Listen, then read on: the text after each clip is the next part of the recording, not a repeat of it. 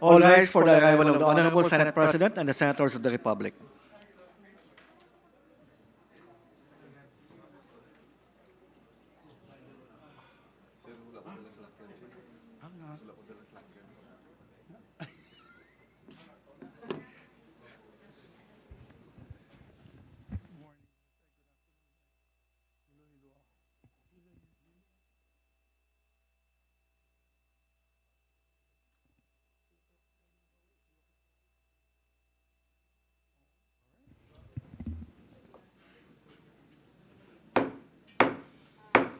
The 39th session of the Senate and the second regular session of the 19th Congress is hereby called to order.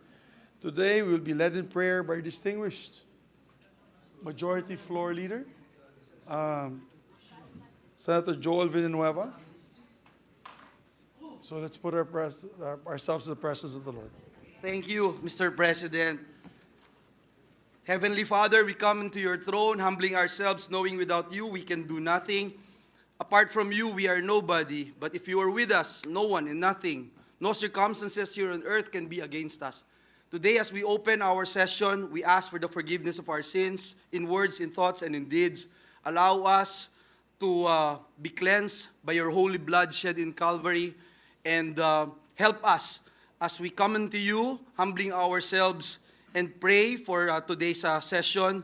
Today is our last session of the year, and we wanted to thank you for everything you have done to all of us, for this institution, for our families, for the blessing of life, for the more than 2,500 bills that we filed here in the Senate, especially those that became laws. May they continue to be an instrument to make our country prosperous and a better place to live. We also pray, Lord Jesus, for the Senate General Assembly and the Christmas party tonight. May our gathering be an opportunity also for all of us to come together and unite in our shared purpose, and that is to serve you and the best interests of our people, the Filipino people. We also pray for the vulnerable and marginalized in our society, our sick brothers and sisters, and those who are deprived of liberty and away from their family and loved ones. May this Christmas season bring them comfort, healing, and the warmth of hope. We love you and praise you as we again commend into your hands everything that we are, everything that we will be. We love you, Lord Jesus, and we carefully give back to you all the glory, all the honor, and praise. In Jesus' mighty name we pray. Everybody agree and say amen. Amen. Thank you. Session suspended for a minute.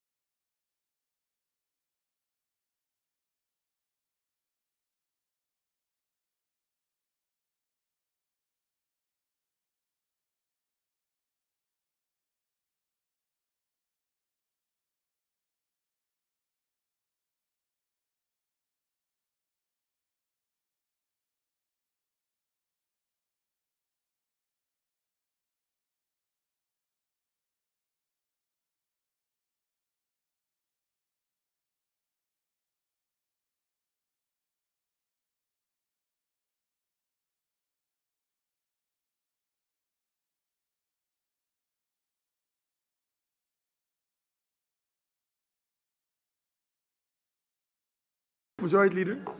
Before we recognize the Majority Leader, we'd like to ask the Secretary to please call the roll of members. Roll call of members. The Honorable Senator Angara, Senator Binay, Senator Cayetano Alan, Senator Cayetano Pia, Senator De La Rosa, Senator Ejercito, Senator Escudero, Senator Estrada, Senator Gatchalian, Senator Go, Senator Ontiveros, Senator Lapid, Senator Legarda, Senator Marcos, Senator Padilla, Senator Pimentel, Senator Poe, Senator Revilla, Senator Tolentino, Senator Tulfo, Senator Villanueva, Senator Villar Cynthia, Senator Villar Mark, the Senate President. With 22 senators present, the chair declares the presence of a quorum. Thank you very much, Mr. President. Mr. President, before we continue, especially with third reading, Mr. President, for today, we'd just like to acknowledge some guests from the gallery, guests of our colleague, Senator Angara, mayors of Aurora Province, Mayor Ariel Bitong, Mayor Sherwin Taay, Mayor Relt Ronan Angara, Mayor Danilo Tolentino, and Mayor Ariel De Jesus. We welcome all of them, Mr. President, in Yes, this all the August chamber. mayors from Aurora, welcome to the Senate. I hope that all your roads are already cemented with the chairman of the Committee on Finance.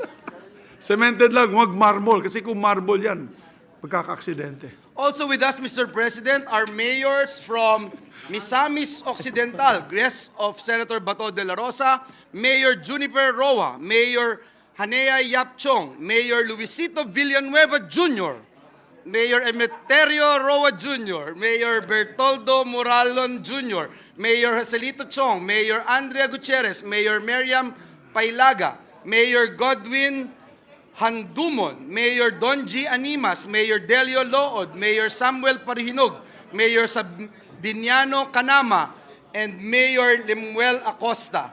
We also have with us Mayor Colin Reyes and Councilor Christian Pamo of Mabini, Pangasinan, guest of Senator Revilla. Yes, welcome to the Senate. All the public servants from the different parts of the country. Welcome to your Senate. Maybe Thank we you can ask for very a minute much. session to calm everyone down. Can we ask for, can we appeal to our colleagues at the Session back, suspended for 1 minute. Mr. President?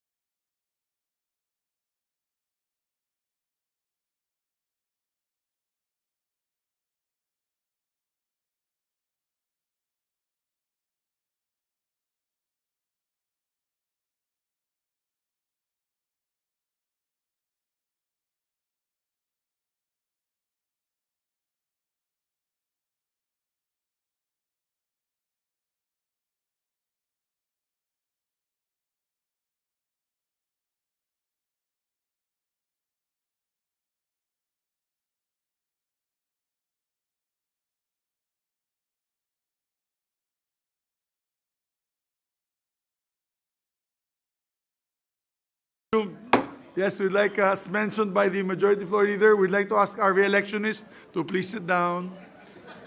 All our re-electionists. Again, Mr. President, we are appealing to our colleagues, especially at the back. We will wait.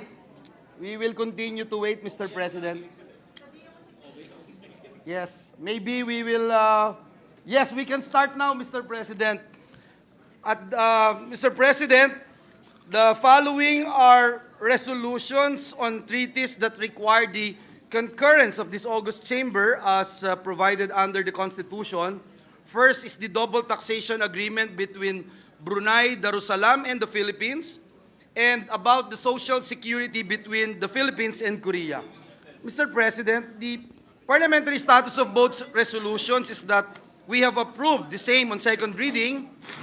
On that note, Mr. President, with the consent of the body and upon consultation with the minority leader, I move to suspend the rules of the Senate, in particular Rule 36, Section 101, in order to proceed with the approval on third reading of both resolutions. I so move, Mr. President. There be no objection to the motion is approved.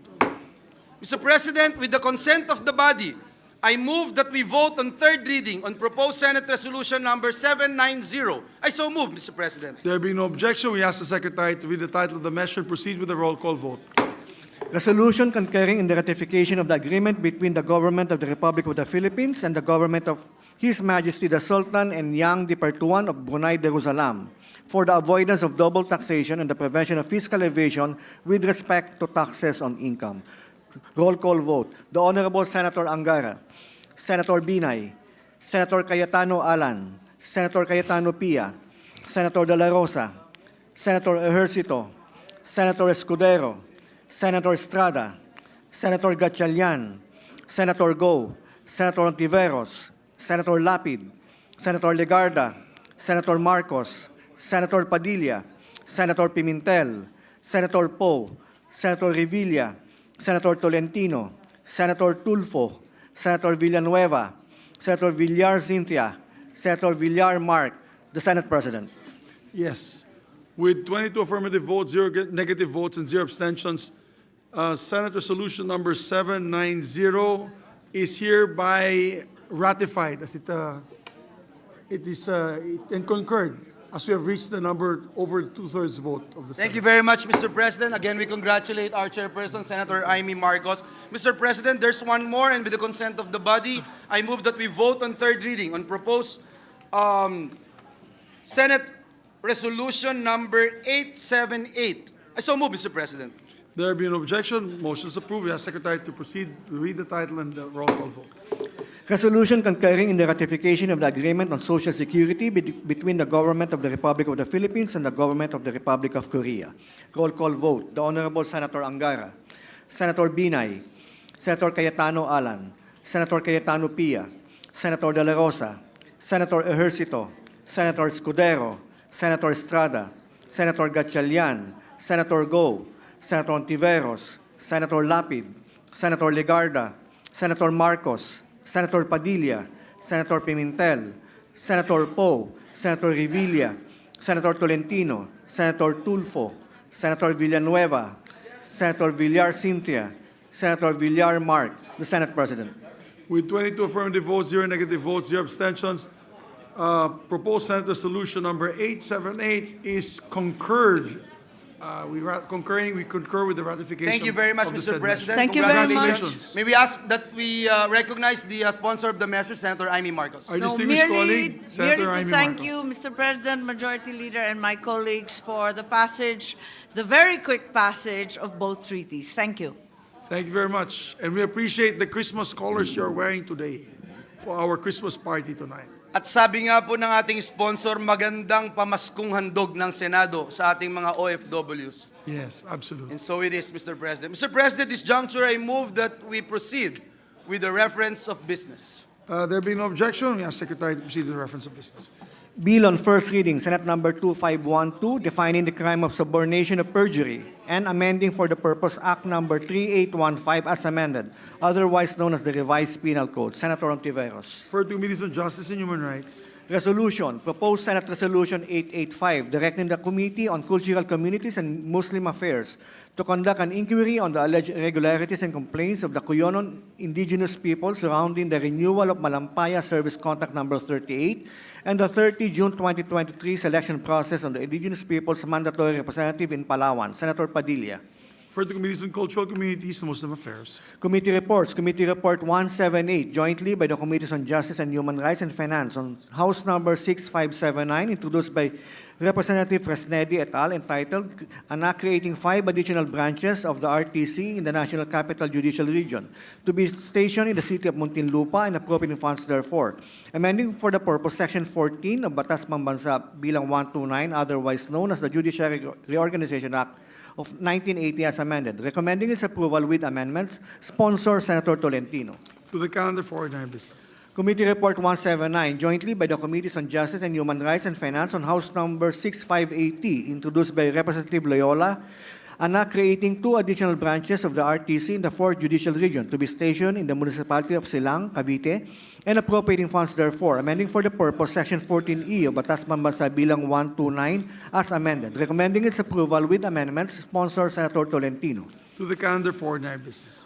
Committee Report 180, jointly by the Committees on Justice and Human Rights and Finance on House Number 6581, introduced by Representative Olivares, an act creating 3 additional branches of the MTC in the National Capital Judicial Region to be stationed in the city of Parañaque, Metro Manila, and appropriating funds therefore, amending for the purpose Section 27 of BP 129 as amended, recommending its approval with amendments, sponsored Senator Tolentino. To the calendar for ordinary business. Committee Report 181, jointly by the Committees on Justice and Human Rights and Finance on House Number 6585 by Representative Palma et al., an act creating 6 additional branches of the RTC in the 9th Judicial Region to be stationed in the municipality of Diplahan, province of Zamboanga, Sibugay, and appropriating funds therefore, amending for the purpose Section 14J of BP 129 as amended, recommending its approval with amendments, sponsored Senator Tolentino.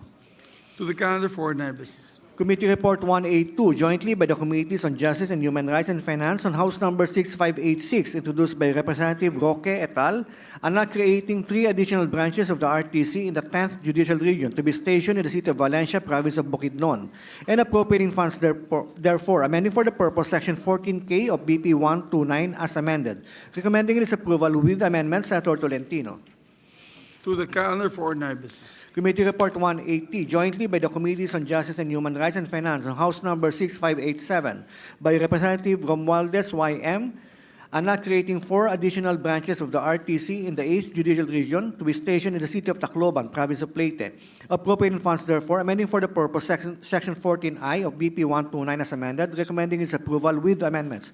Sponsor Senator Tolentino. To the calendar for ordinary business. Committee Report 184 by the Committees on Justice and Human Rights and Finance on House Number 6588, introduced by Representative Mariano Hernandez, entitled An Act Creating 12 Additional Branches of the RTC in the 4th Judicial Region to be stationed in Los Baños and the city of Cabuyao, province of Laguna, and 1 additional branch of the MTC in cities in the 4th Judicial Region to be stationed in Cabuyao, province of Laguna, appropriating funds therefore, amending for the purpose Section 14E and Section 29 of BP 129 as amended, recommending its approval with amendments, sponsored Senator Tolentino.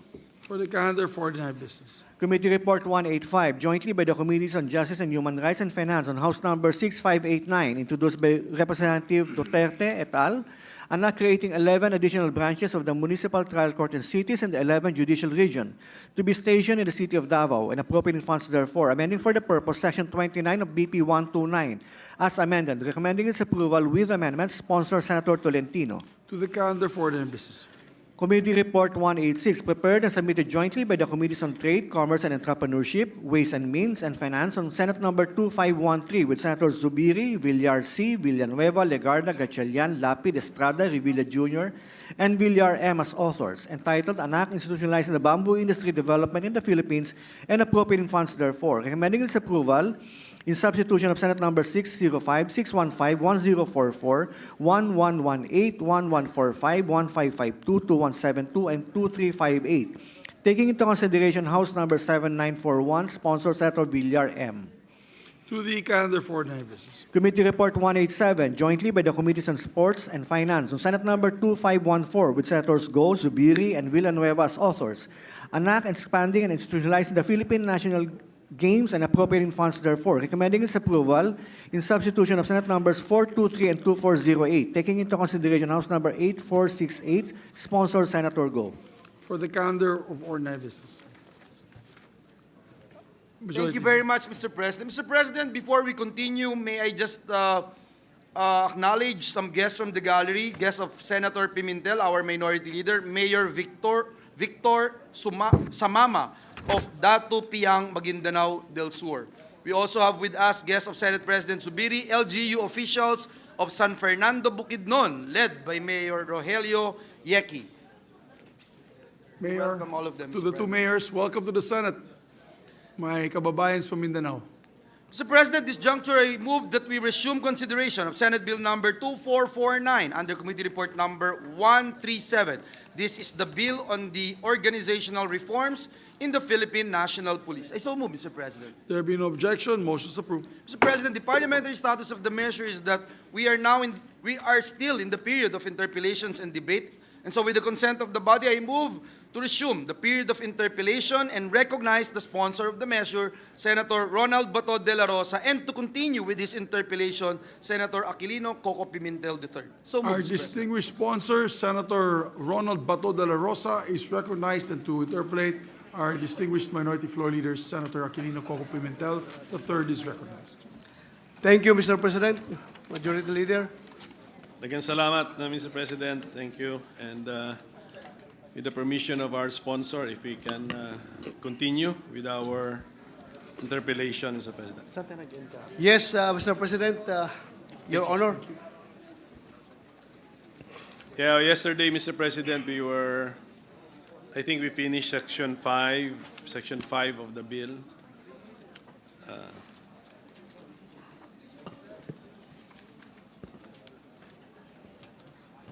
Page 14, Mr. President.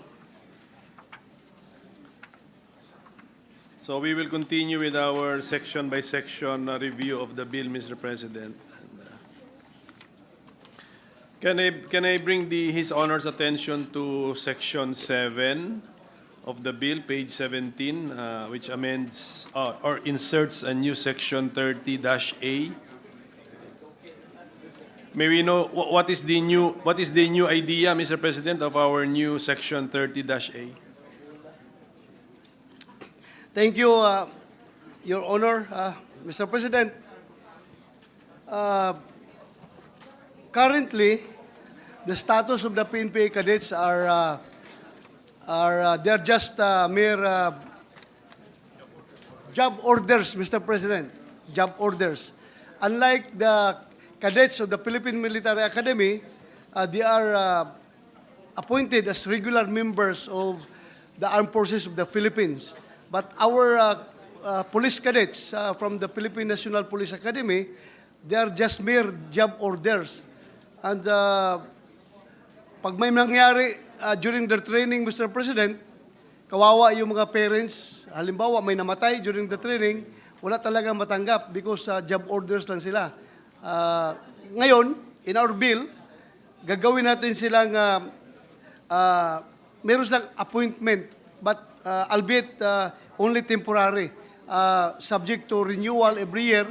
Kapag nakapasa sila for the current year, next year, i-renew na naman sila.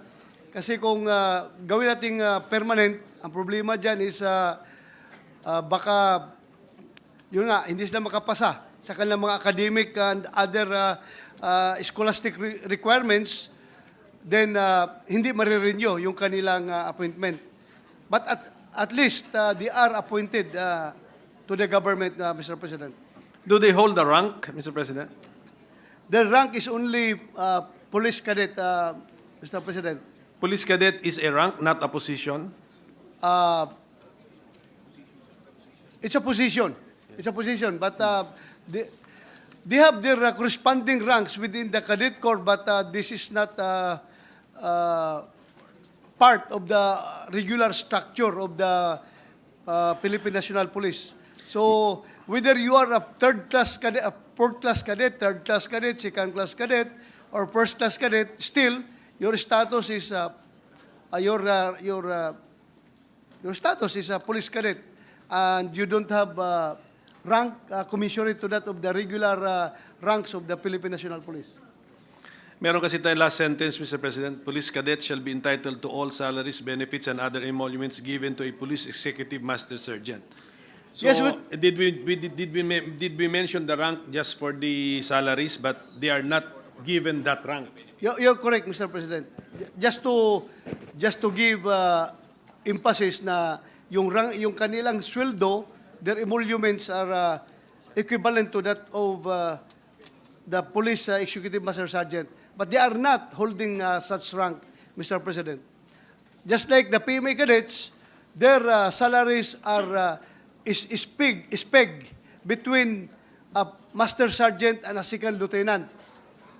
So yan ang status ng PMA cadet. So kinopyan na lang rin natin ito, Mr. President, from the... So sa PMA, Mr. President, wala ring rank ang ating mga PMA cadets? Walang rank as far as the AFP rank Yes. structure is concerned. Wala po, Mr. President. Kundi cadet lang ang nakalagay doon. Okay.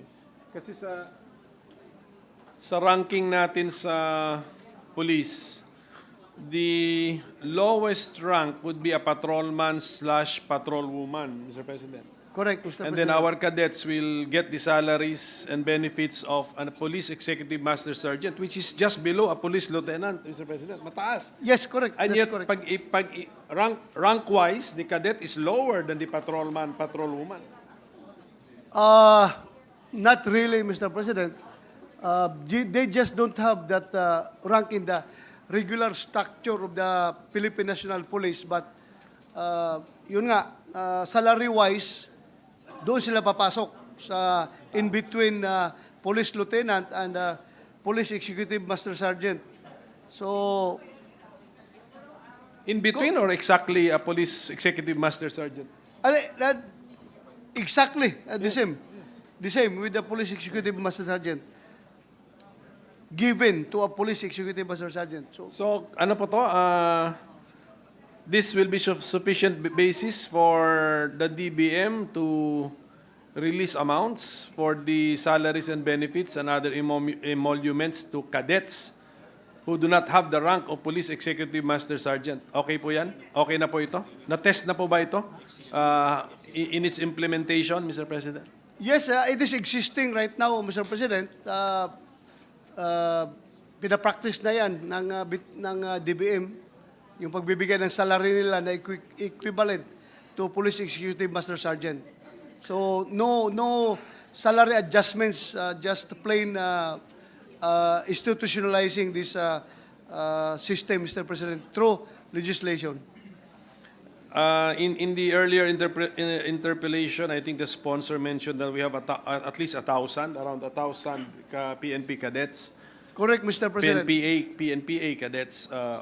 1,150. 1,150.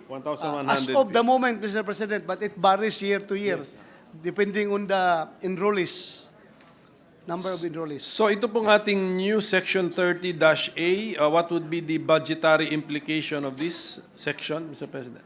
There is none, Mr. President, because so far, as we speak, the same salary is being, the same emoluments being given to the cadets. So ginagawa na. Ginagawa na po, Mr. President. Do we know what is our budget for the PNPA cadets? For salaries, benefits, and other emoluments. Not for the running of the academy, Mr. President.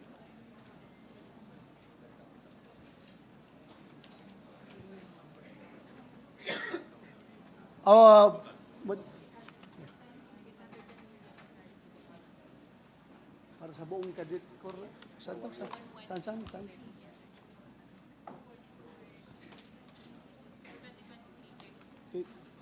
Kasama na ito mga staff. Cadet lang. Mr. President, the total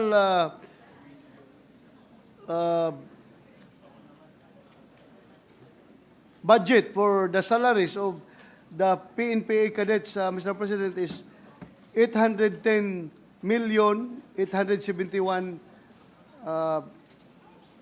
pesos, Mr. President. 810 million for the year 2024. Thank you, Mr. President. Pero our sponsor mentioned earlier that sa ngayon job order sila. So, and yet we budget-wise we are spending the same, or we will be spending the same even if we pass Section 30-A. So, ano po actual na, so earnings-wise, no effect on our cadets. So, it is just the status of their employment, Mr. President? Correct, Mr. President. Ano sa practical terms, anong effect sa buhay ng kadete po nun?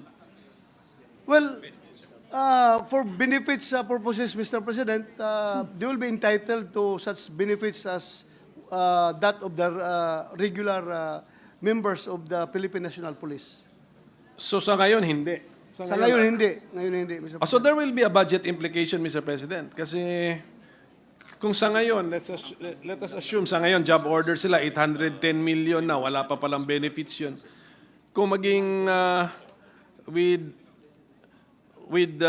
the rank of Police Executive Master Sergeant, that is the base, the rank to be based, to be used as base, Mr. President, there should be a budget implication, Mr. President.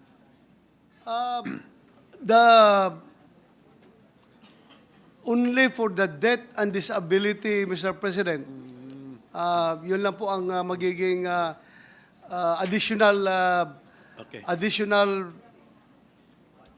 budgetary requirements kung meron mang mamatay na kadete, Mr. President, during the training. The death and disability. Yes, Mr. President. Thank you for that clarification.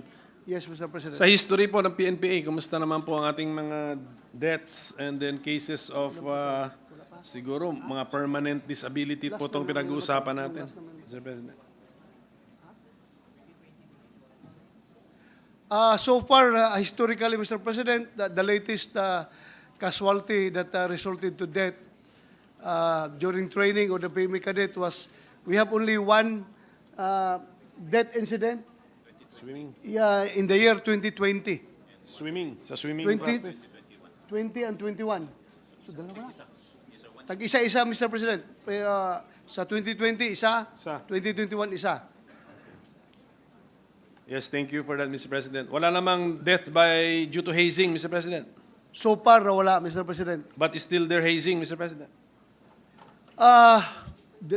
The PNP administration is very strict about hazing, Mr. President. Binabantayan na po nila. Thank you.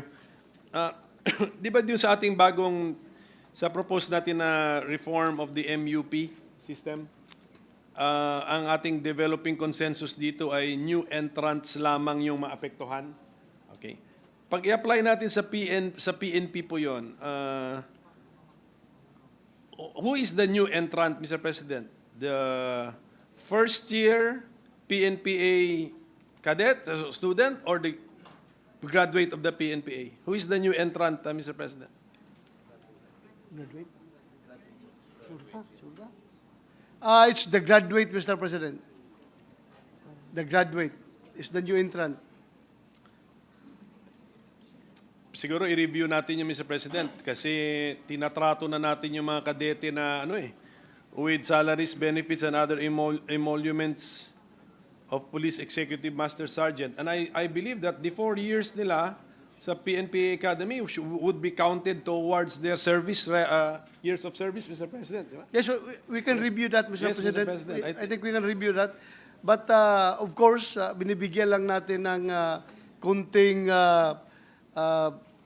paluwag itong kadete because nga yung kanilang status is temporary, not permanent yes. status. Okay. So once they swear in after graduation, once they take their oath of office as police lieutenants, that is already the regular appointment, Mr. President.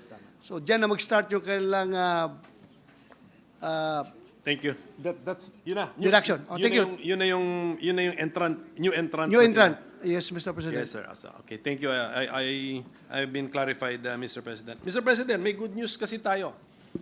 Na-solve na daw yung pamamaril sa bus na dalawa ang naging biktima. Tama o mali? Nabasa ko po sa pahayagan. Check nyo nga. Check nyo nga. If my mic is on. Yes, I also watched in the news. Nahuli na yung isa out of the two. Isa. Nahuli na daw isa, Mr. President. So, okay. Good news yun. Good news. Pinupuri ko lang po ang ating PNP. Ang tanong ko po ganito. Sa pagsolusyon, kahit hindi na banggitin yung pangalan ng suspect because still presumed innocent po yun. Sa pagsolusyon sa krimen na yon, Mr. President, kasi importante talaga masolve ang mga crimes. That's the only way magkaroon ng deterrent effect ang criminal laws natin. Kailangan mapakita ng pulis, nasusolve. Kasi kung hindi nasusolve, diba? Kahit i-triple life sentence po yan, walang nasusolve, nothing po yan. Yung pong krimen na yon, sa tingin natin ay nasolusyonan na ng pulis, nakahuli na ng isang suspect. Paano po nakatulong yung structure ng PNP sa pag-solve ng krimen na yon?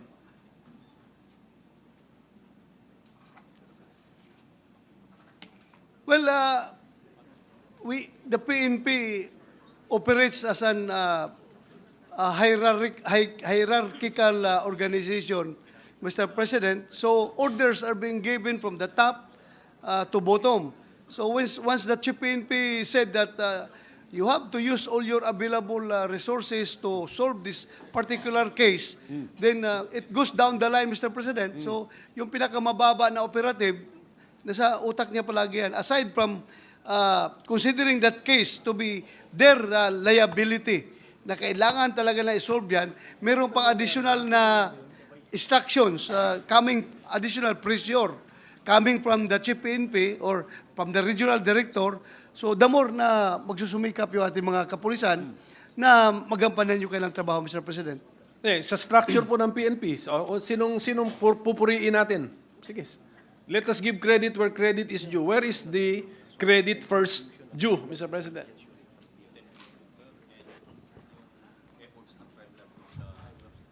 Well, ang ginawa kasi no, Mr. President, ay nagkaroon sila ng fusion. Fusion of intelligence fusion, plus with the cooperation, with the help of the technical technical expertise of the crime lab. So, ang nagbuo nitong task group na who is going after this suspects, Mr. President, is of course the regional director, Mr. President. The regional director was the one who formed the task force. Okay, so primarily the work of the regional director, may mga directorates ba na involved? May mga support units ba na involved? May mga special police offices ba na involved? May deputies ba na involved? Pwede natin bigyan ng kredito sa pag-solve ng krimen na ito? Yes, Mr. President, the deputy regional director for operations is on top of the situation, Mr. President. Aside from the regional director himself, as the one who gave the instructions to form the task force, ang nagsusupervise nito is the deputy director, the deputy regional director for operations, Mr. President. So deputy siya. So from the response of our sponsor, more or less hanggang regional level po ang dapat purihin po natin dito, Mr. President. Yes, Mr. President. Pero may nabanggit po kayong mga crime lab. Ano po itong crime lab? Is it a support unit or a special police office? It is a national support, Admin national support? Operational support unit, Mr. President. That is based in Camp Crame.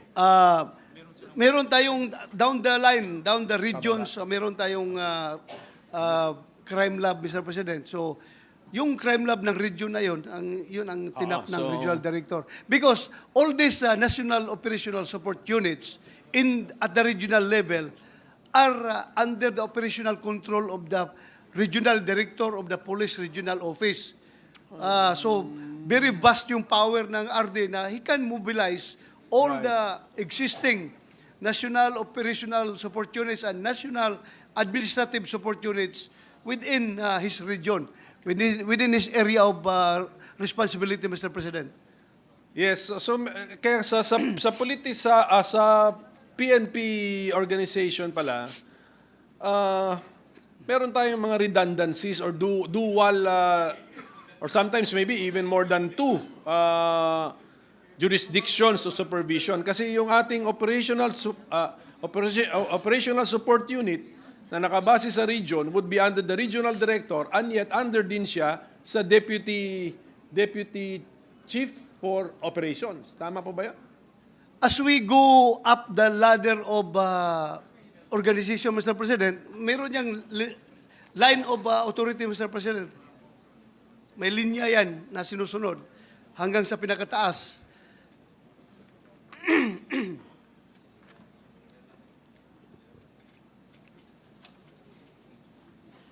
So thank you, Mr. President. Ang importante, tine-check lang natin yung that there should be no inefficiency, no confusion. At this particular case, kung na-solve, that means we have been efficient, and very clear. Yung isa po, yung isang kaso naman ng Vice Mayor ng Cagayan Valley na na-ambush naman sa Nueva Vizcaya, bakit hindi pa po ma-solve yun, Mr. President? I was able to talk to one of the members of the task force, Mr. President, lately.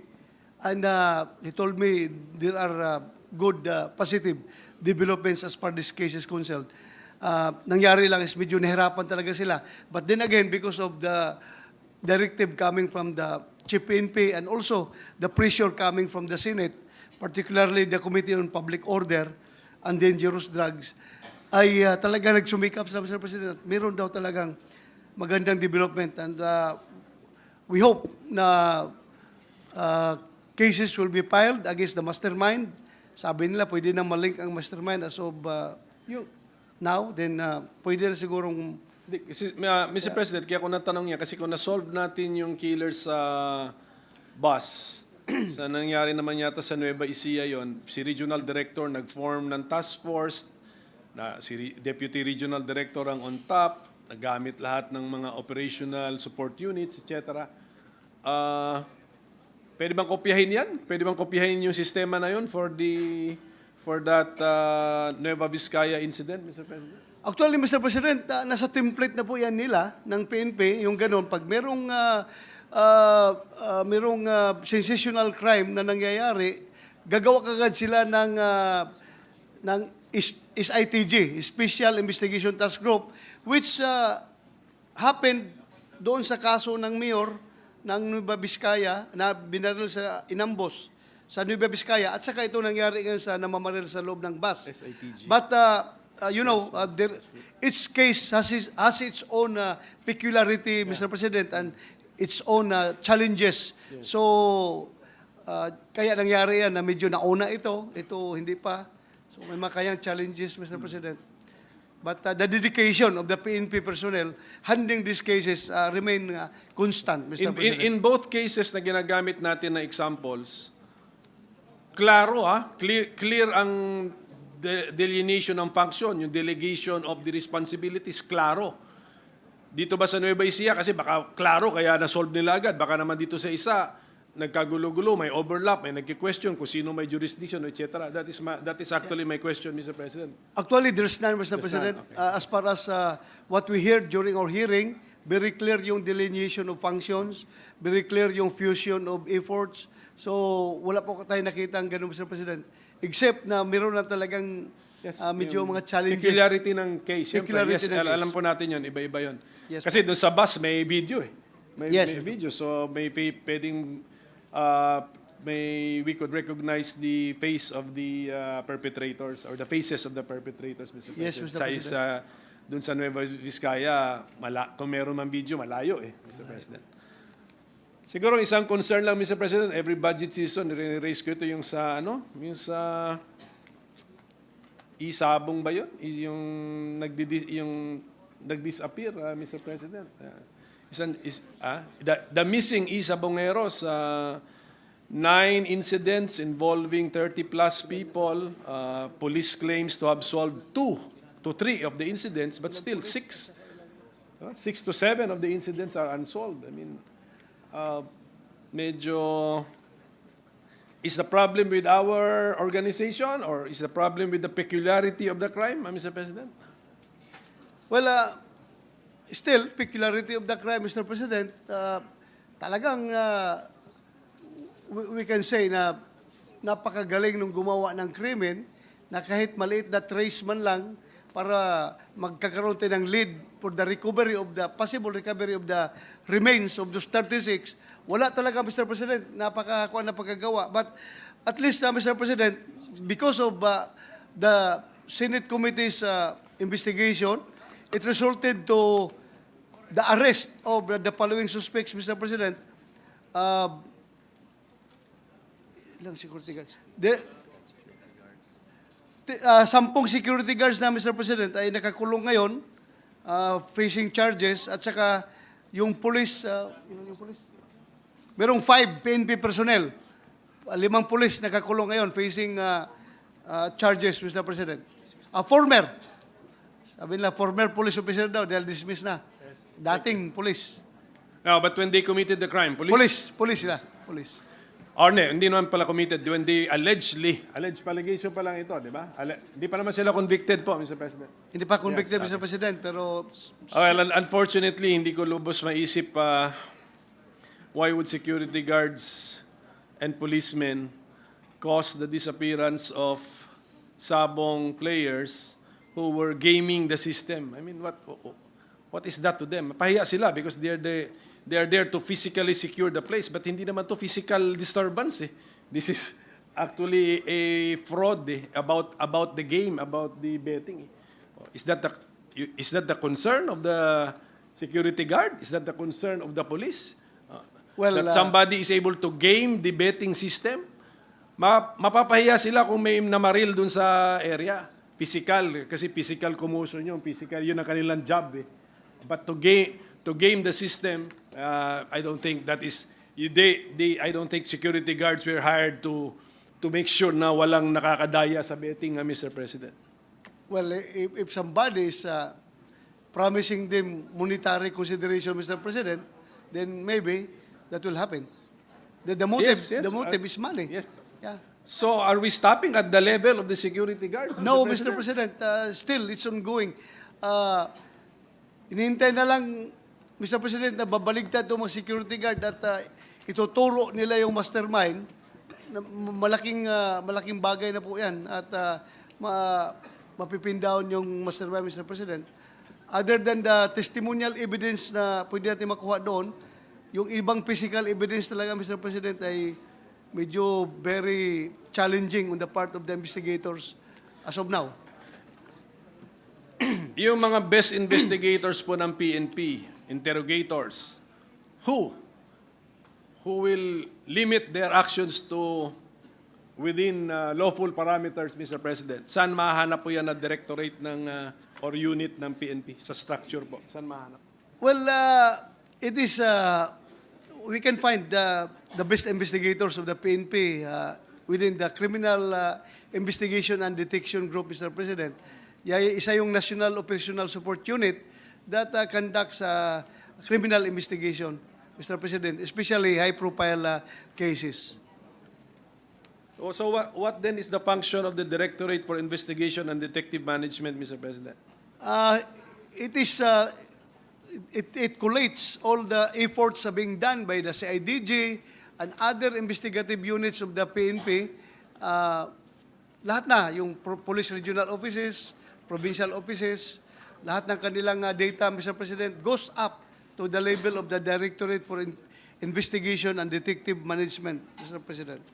Who reminds our investigators to keep their methods within lawful means, Mr. President? What unit or directorate or office in the PNP? I think it's DIDM, Mr. President, Directorate for Intelligence, for Investigation and Detective Management. Sila Mr. po, yan President. po. So training, so sila po nag-iisip ng mga training ng ating mga investigador. And also we have a special office, Mr. President. We call it HRAW, Human Rights Affairs Office. This is going around all the provincial and regional offices, reminding our people, reminding them about the observance of the law. Paano po sila rini-remind? Memo or face-to-face na may mga lecture? Aside from memos, there are physical lectures being conducted by HRAW, Mr. President. Thank you, Mr. President. So the more we are appreciating the structure, the organization of the PNP, yung mga special police offices. Thank you, Mr. President. Thank you for the inputs from our former chief, the best person to sponsor this bill, Mr. President. Wala nang iba. Thank you, Mr. President. Kundi our hardworking chairman of the Public Order Committee. Mr. President, we will now move on page 17 na tayo, section 8, section 30, which amends section 31 of RA 6975 as amended. Ang bago po nating words na pinasok sa 31A is the power to appoint by the APC commander for APC personnel Director of National Support Units for National Support Unit Personnel. So, ano pong example nitong appointees ng Director of National Support Unit, Mr. President? Mr. President, the appointment of the officers and members of the PNP shall be effected in the following manner. Patrolman, patrolwoman to Police Executive Master Sergeant appointed by the PNP Regional Director for Regional Director for Regional Personnel. Yes. APC Commander for APC Personnel, Director of National Support Units for National Support Units, and by the Chief of the PNP for the National Headquarters. Meaning, Mr. President, itong lahat ng mga appointments ng mga non-officers, yung mga patrolman, patrolwoman nagsimula, hanggang executive master sergeant, Yes. ang nagbibigay po ng appointment orders nito ay the level of the regional directors lang, APC, or yung NUSO or NASO. Unlike the officers, it should be the level of the Chief PNP. Chief PNP nagbibigay ng appointment, Mr. President. Yes, before the amendment, Mr. President, ang appointment nila by the regional director for regional personnel, or by the chief of the PNP for the national headquarters personnel, and attested by the Civil Service Commission. Ina-amend natin, dinagdagan natin for the APC commander at saka si Director of National Support Units.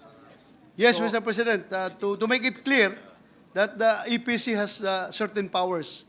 Dahil this is a new creation, this unit is a new creation as far as this particular law is concerned. So, kinlaro natin, Mr. President.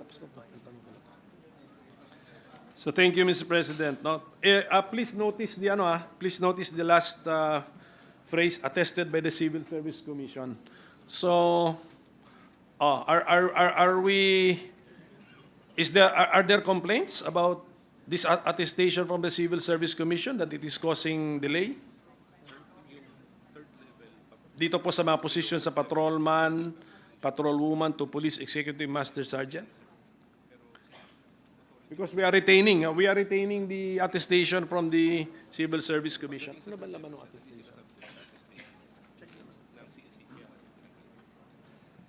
Mr. President, indeed, it is true that merong mga delay. But kaya natin tinanggal yun, Mr. President, dahil nga... Hindi natin tinatanggal, sir. Ha? We are not removing it. Page 17, line 30. We are not removing it. 17 and 30. Okay. Sorry, Mr. President. I am so advanced. Yes, Page 17. Darating po yung question doon. Kaya linuluto ko pa po yung question doon. Okay, Mr. President. Yeah. So we are retaining this, Mr. President. No complaints tayo dito. Yes, Mr. President. No complaints. No complaints, no Okay. delays, no complaints of delays being caused. May delays, Mr. President. But not enough to complain and not enough to propose the deletion of the attestation from the Civil Service Commission. Although we have complaints, Mr. President, but we cannot do otherwise because it is a constitutional power of the Civil Service Commission to provide attestation to these all civil servants. First, for first and second level. Where is that qualification found, Mr. President? Na ang constitutional power niya hanggang first and second levels only. For a while, Mr. President. 1 minute suspension, Mr. President. 1 minute suspension, Mr. President.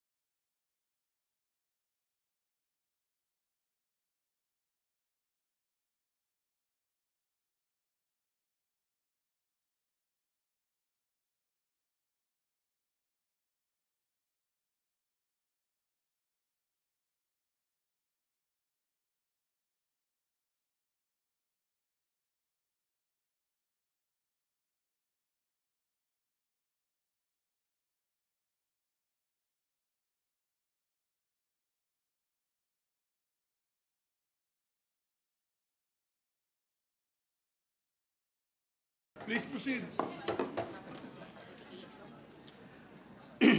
Di, anong role ng civil service sa Constitution sa Because ano tinitignan niya? Ano yung mga qualification niya? Found in sa law yan. Sa law. Ano kanya sa law? Sa requirements. Ito sir, may definition siya, attested appointment. Refers to the appointment form. Saan ito galing? Anong law to? Ito is scroll up. Pero anong, okay. Pero pinilagay sa akin. Galing sa civil service ito. Ay, yung nasa outcome sir. Pato, ano na tayo? Yes, yes. We are now back in session. Yes, Mr. President. Yes, I already have the answer, Mr. President. Yes, I think we were discussing because the sponsor mentioned the constitutional duty of the Civil Service Commission to involve itself in the appointments of civil servants. I think that is the main idea coming from the sponsor. Now, my question is, that is why there is this old rule of the attestation coming from the Civil Service Commission for appointments in the police, in the PNP, Mr. President. Yes, Mr. President. In line with that, Mr. President, the Civil Service Commission issued a resolution to the effect that the ones covered by the commission, by the Civil Service Commission, are those only first and second level government employees, excluding the third level employees from colonel and up, because they are presidential appointees, Mr. President.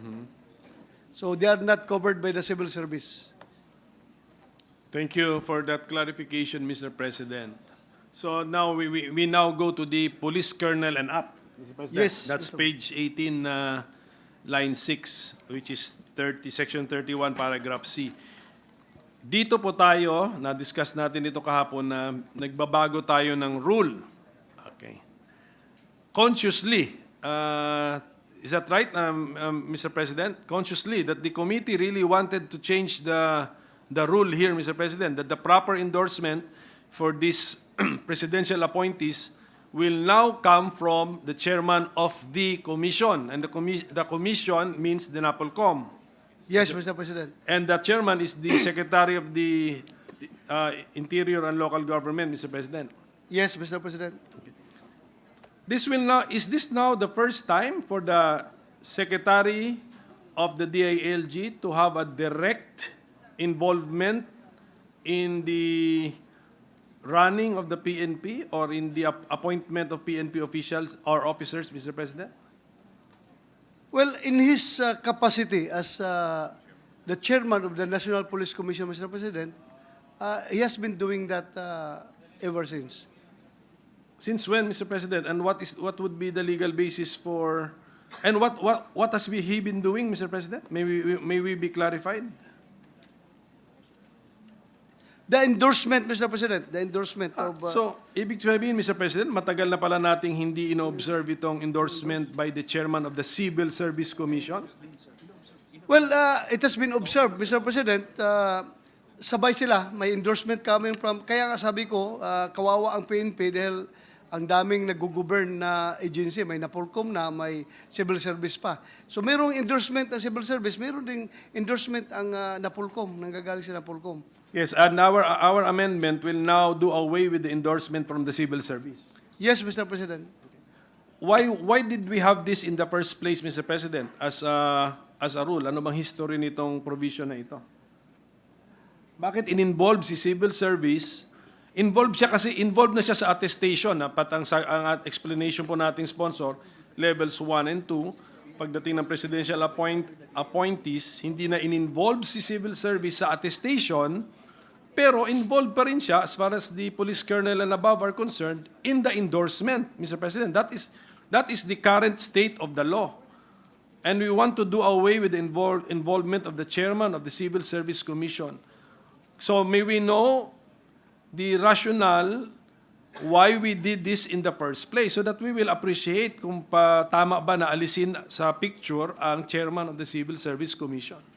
Yes, Mr. President, because yun nga, according to the resolution coming from the civil service, itong mga third level officers of the PNP are not covered by the civil service rules, being presidential appointees. So, May we get the date, Mr. President, the resolution? resolution is dated 10 August 2010, Mr. President. August 10, 2010. But does that, so did the CSC in the year 2010, through that resolution, waive its role in the endorsement of police colonel and above, Mr. President? 1 minute suspension, Mr. A President. minute suspension, Mr. President.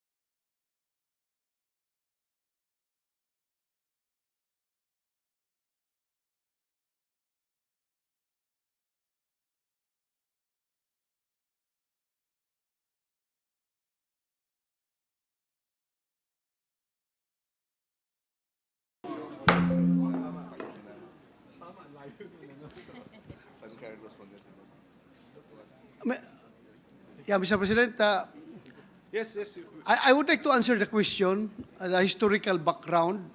Why was the civil service was involved in the endorsement? Mr. President, according to the Constitution, the Philippine National Police is a civilian in character, national in scope. So, nung lumabas yung RA 6975, it is our assumption na since the PNP is already a civilian in nature, civilian organization, kaya nilagay nila ito sa batas na ang endorsement ay dadaan sa civil service. But later on, lumabas yung mga Supreme Court ruling na ang third level hindi na dapat sakop ng civil service. So, kung hindi sila sakop sa mga attestation ng mga process, why involve them in the endorsement? So to simplify the process, dahil nga nagreklamo na yan ng mga kapulisan na talagang nagtatagal doon sa civil service dahil napakalaki po ang civil service na tinutukan ng komisyon. Mas minabuti na sana ibigay na itong power na ito sa NAPOLCOM. Dahil NAPOLCOM talaga nakatutok lang sa PNP. Thank you, Mr. President. But allow me to read Article 9B, Section 2 of the 1987 Constitution, sa paragraph 1. The civil service embraces all branches, subdivisions, instrumentalities, and agencies of the government, including government-owned or controlled corporations with original charters. So, I believe that this definition of the civil service embraces includes the Philippine National Police, Mr. President. So, even the PNP General is a civil servant, Mr. President. Yes, Mr. President, So- I agree. I agree with you, Mr. President. But I just would like to read also Article 6 of the General Provisions of the 1987 Constitution that states, the state shall establish and maintain one police force which shall be national in scope and civilian in character, to be administered and controlled by a national police commission. The authority of local executives over the police units and their jurisdiction shall be provided by law. So, to be administered and controlled by a national police commission, Mr. President. Sinabi dito. Yes, Mr. President. Nakita ko. So, we will. So either way, Mr. President,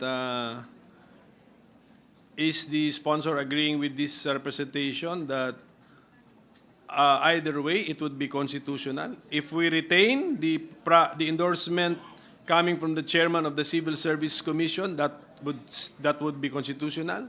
And if we amend, and now the endorsement should come from the chairman of the commission, which is the NAPOLCOM, that's also constitutional, Mr. President. Yes, I agree, Mr. President, because both of them are covered by constitutional provisions. And the reality on the ground now is that there are two endorsements for appointees of these high positions, Mr. President. Tama? The first endorsement comes from NAPOLCOM, and then the PNP still observes the existing law that the endorsement should also come from the chairman of the Civil Service Commission. Correct, Mr. President. Sorry. So parang yung authority naman ng NAPOLCOM to endorse would be based on what law, Mr. President? Kasi wala siya rito, hindi siya klaro po rito sa Section 31 of RA 6975 as amended by RA 11200, Mr. President. Paragraph C, 31C, hindi siya, no mention of the NAPOLCOM po rito. So and yet in reality, nag-endorse na si NAPOLCOM. So may we know the legal basis of the actions of the NAPOLCOM? Legal basis.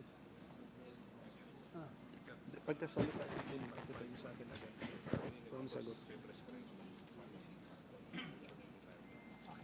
Attestation lang.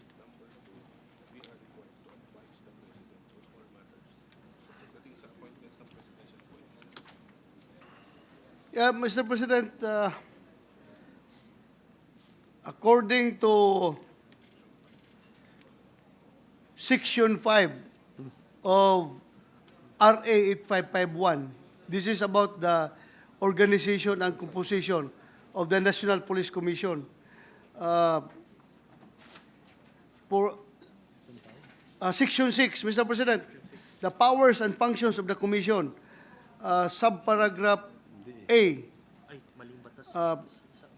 develop policies and promulgate a police manual prescribing rules and regulations for efficient organization, administration, and operation, including criteria for manpower allocation, distribution and deployment, recruitment, selection, promotion, and retirement of personnel, and the conduct of qualifying entrance and promotional examinations for uniformed members.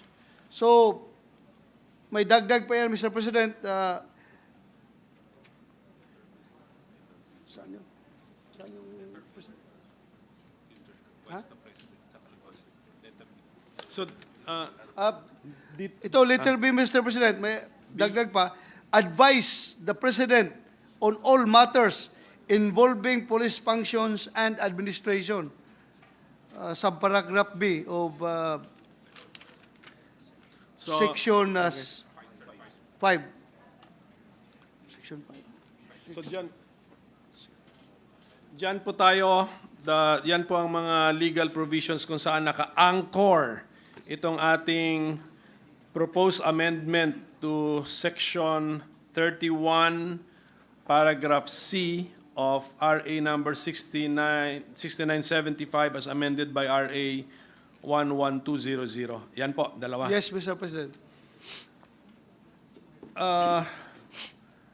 How come our proposed amendment now seeks the endorsement from the chairman of the commission and not from the commission? The commission is a collegial body, Mr. President.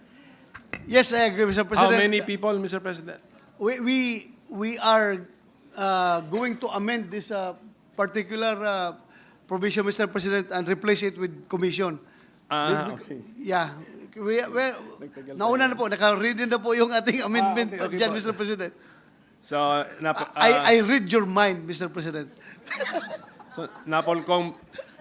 okay, the endorsement is now tanggalin talaga ang involvement na ng CSC, but i-involve na po ang NAPOLCOM as a collegial body, as a commission. Well, at any rate, Mr. President, sana I hope we got the parang position of the Civil Service Commission sana. Wala po, no? I asked this question before, wala eh. Wala eh. We invited them during the hearing, Mr. President, but they don't interpose any objection as far as this particular measure is concerned. So wala po silang binigay na position paper objecting any particular provision of this measure, Mr. President. Wala sila.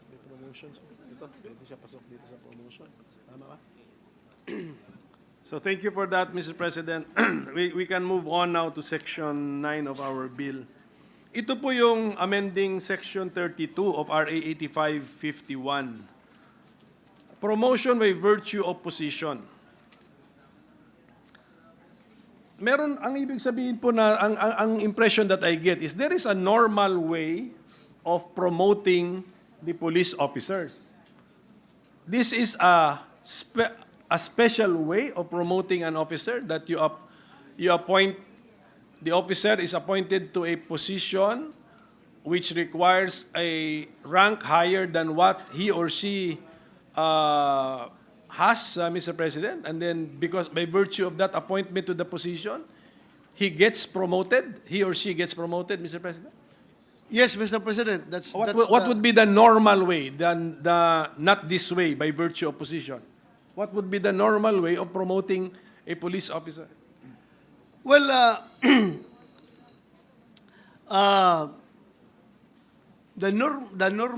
This is the normal way already, Mr. President. This is the normal way. Actually, Mr. President, ito nga yung worry ko rito. Nasabi ko, would this not circumvent the normal procedure for promotion? So, the normal way is you promote an officer to a position which requires a higher rank, Mr. President? Yes, Mr. President, because the organization is limited to limited by the number of positions corresponding to a particular rank. So, meaning, I am a police colonel. Just to illustrate, Mr. President, I am a police colonel. I have been holding this rank for quite some time already. Kung tutuusin, dapat na-promote ako ngayon. But according to our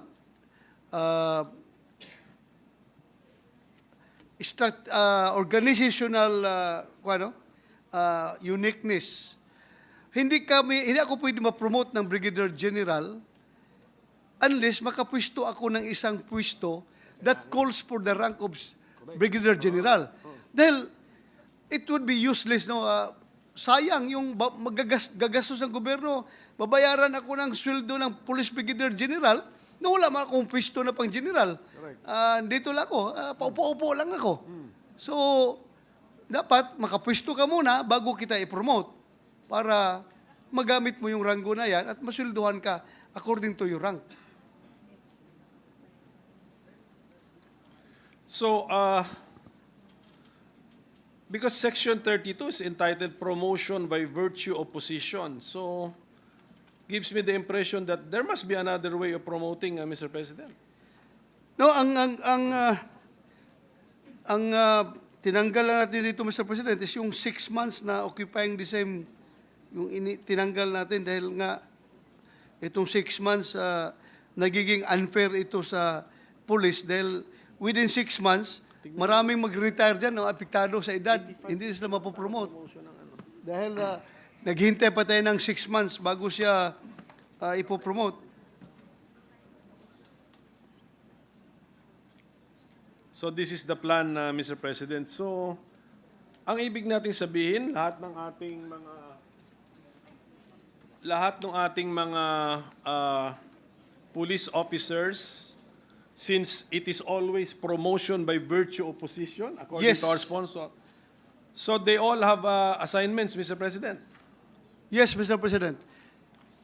Naka-fix na kasi yung yung organizational structure ng PNP wherein diyan binabase yung budget ng DBM for PS for personnel services, Mr. President.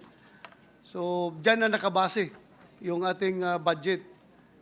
So now we go to the issue raised by the DBM, Mr. President, last September 2023, that the government is paying 26.7 billion pesos yearly for the PNP's 66,203 excess positions, Mr. President. So, meron daw excess positions sa PNP, Mr. President. So, ang sabi pa nga rito, Lieutenant General, meron daw ang PNP 8, kailangan 3 lang. So, sa Major General, meron daw 17, pero dapat 11 lang daw, sabi ng DBM. So, and then sa Brigadier General, dapat 86 lang, pero meron tayong 110 Brigadier General. So, ang sasagot po ng ating sponsor earlier, ibig sabihin nun, lahat ito, 110 Brigadier Generals, they have 110 positions in the PNP requiring the rank of Brigadier General. Well, Mr. President, according to my advisors here, that particular finding was already reconciled, Mr. President. Na-correct na daw yan as of late. Naayos na daw yan, Mr. President. In Yung what way, particular finding na yan. in what way, Mr. President? Kasi September po ito, 2023. Paano na nag-reconcile?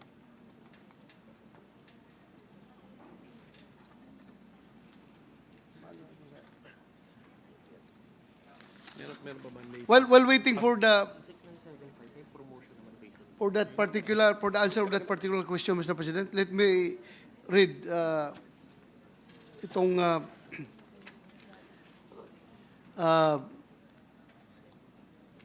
ano ba ito?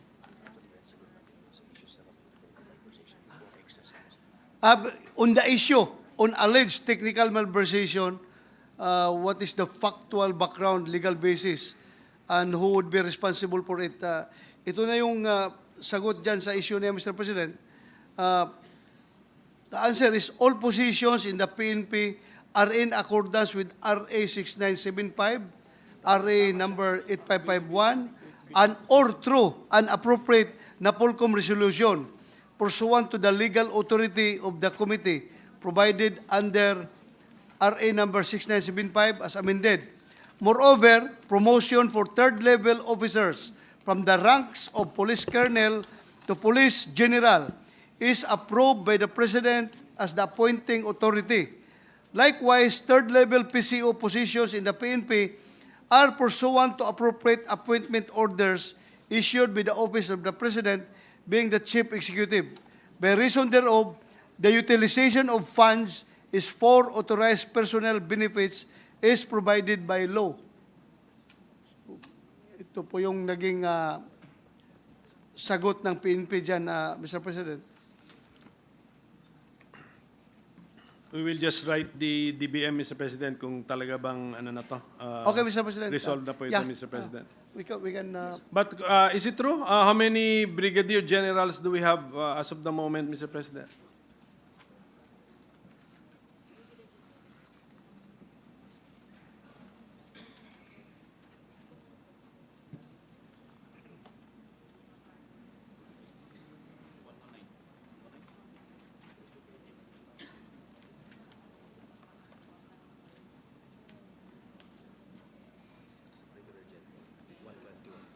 we have 121 Police Brigadier General, Mr. President.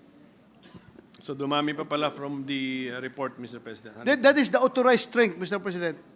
121, but the actual is only 101. Yes. 101 kasi kulang pa, hindi pa na-promote yung iba na nakapwisto. So according to our sponsor, 121 ang authorized brigadier generals. Ang sa news report ko, DBM approved only 86. So we will have to accept the sponsors' inputs, Mr. President. That's the. Thank you, Mr. President. Okay, so with that, Mr. President, so nakita ko nga, Mr. President, that we have been creating a lot of positions na for brigadier generals dito po sa ating ano. So ganun ba ang nangyari, Mr. President, that because medyo dumami na po yung due for promotion, we had to create NAPOLCOM and the PNP had to create these positions, Mr. President, and then natauhan ngayon ng Brigadier General. Kaya kailangan natin itong batas, as earlier stated, na ipahabol natin yung law as to the realities on the ground, Mr. President. No, Mr. President, that would be a very unsound management practice if the PNP is doing that. But actually, the real, what is really happening is that the creation of these positions were based on the demands on the ground. Kapag, halimbawa, wala doon yan sa RA 6975, yung PIDEG, yung Police Drug Enforcement Group. Ngayon, lumakas yung problema sa droga. So, in order to respond to the drug problem, the PNP created the Police Drug Enforcement Group. So, that depends on the demands of the ground, but not really, as you have stated a while ago, that just to satisfy the personnel within the PNP na, uy, ito, mapopromote na ito. Kailangan mag-create tayo ng position para dito dahil para ma-promote siya. Hindi po yan ginagawa, Mr. President.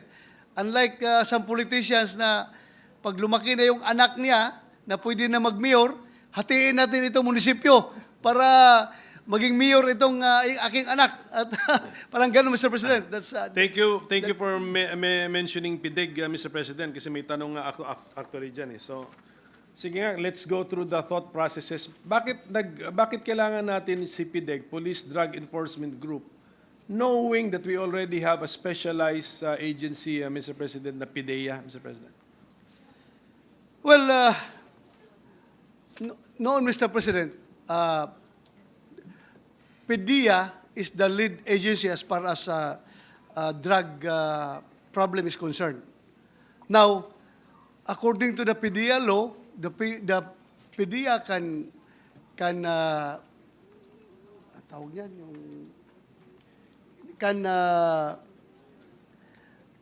the term is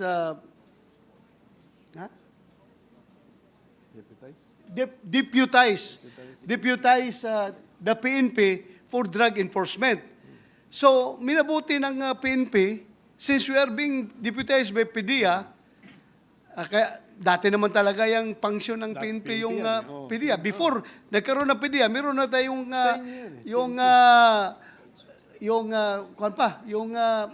PC Kano, Constabulary Anti-Narcotics Unit ng PNP, meron na tayong.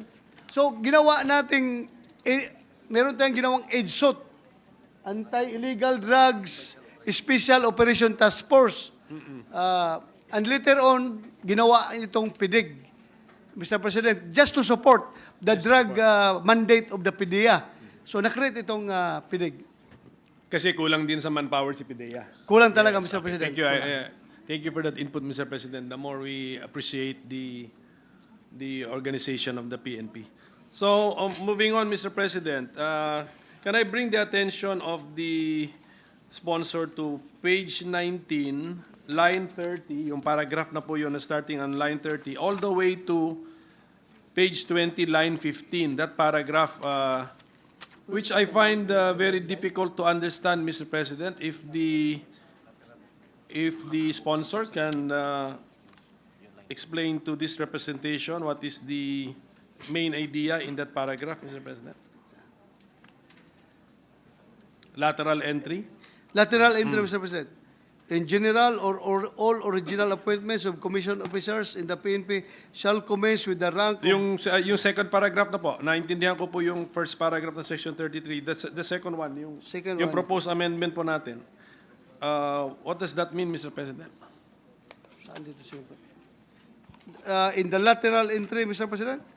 In the lateral entry for line officers... Yes, yan po. Program, licensed criminologists, other professionals who have licenses issued by the Professional Regulatory Commission or those with eligibility issued by the Commission may be appointed to the rank of police lieutenant to fill up vacancies in the PNP line units, provided that licensed criminologists and other PRC licensed professionals to include those with eligibility issued by the Commission who are applying for lateral entry line officership are already members of the PNP with the rank of at least police staff sergeant for uniform personnel or at least salary grade 14 for NUP and have served the organization for at least 5 years, provided further that these police lieutenants in the line services shall serve at least 5 years in the line offices units they opted to join before they can seek reassignment to other line offices. Graduates of the Philippine National... Yes, okay na po yung last paragraph. Yeah, that's easy to understand. Ito pong second paragraph po, ano pong gusto ma-achieve natin dito po, Mr. President?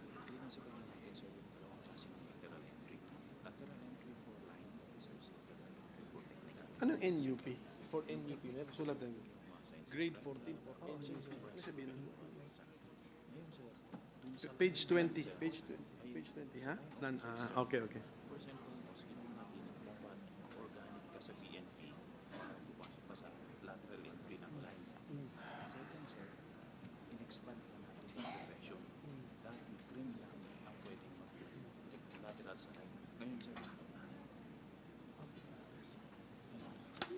Yeah, Mr. President, this particular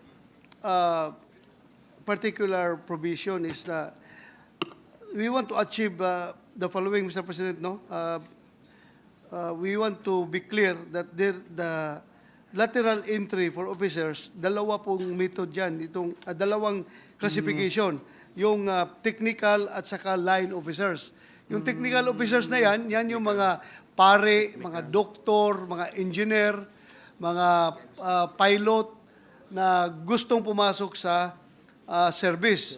Yung line officers naman, Mr. President, hindi ito technical. Ito yung ordinaryong regular police. So, sila yung line. At kasi noon, ang presently, ang tinatanggap na magiging eligible for line officers at present are only licensed criminologists are eligible as candidates for appointment. The bill proposes to include other PRC licensed professionals and those with NAPOLCOM eligibility for appointment to the initial rank of police lieutenant. So, nilawakan natin, Mr. President, dahil sayang yung iba na pwede nating matanggap sa PNP na magagaling at magandang background kasi nililimit lang natin sa ngayon yung doon sa mga criminologists. Thank you. Thank you. Thank you, Mr. President. That really helped this representation in understanding this paragraph. There is a phrase here, Mr. President, same paragraph, or those with eligibility issued by the commission. Pero it immediately follows kasi the phrase with the mention of the Professional Regulation Commission. So in this phrase, or those with eligibility issued by the commission, what commission are we referring to, Mr. President? It's NAPOLCOM, Mr. NAPOL, President. okay. NAPOLCOM. Thank you, Mr. President. Consistent with the rule that when the law mentions commission, it's the NAPOLCOM, Mr. President. Thank you. Thank you for that, Mr. President. So now, Mr. President, pages 20 to the rest of page 20 all the way to page 24 are deletions, Mr. President. And then the deletions are proposed to be replaced by entries about national administrative and operational support units, Mr. President. Yes, Mr. President. In effect, kung tutusin, yung deleted natin are also national administrative and operational support units. Is that correct, Mr. President? Correct, Mr. President. So why, and then we're replacing them with, are we replacing them with with units with new names, or are we redefining the functions or jurisdiction of the support units, Mr. President?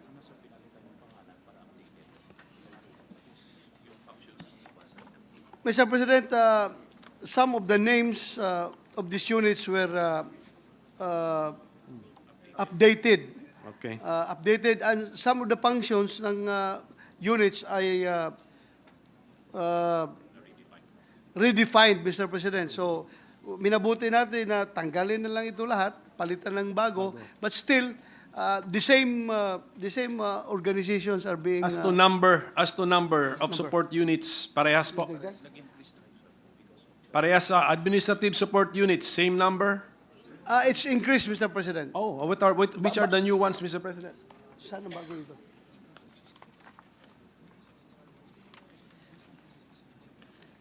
Like for example, the national support units, ang nakasabi lang dito sa RA 6975 ay for administrative support units, crime lab, logistics unit, communications unit. Actually, Mr. President, yung ang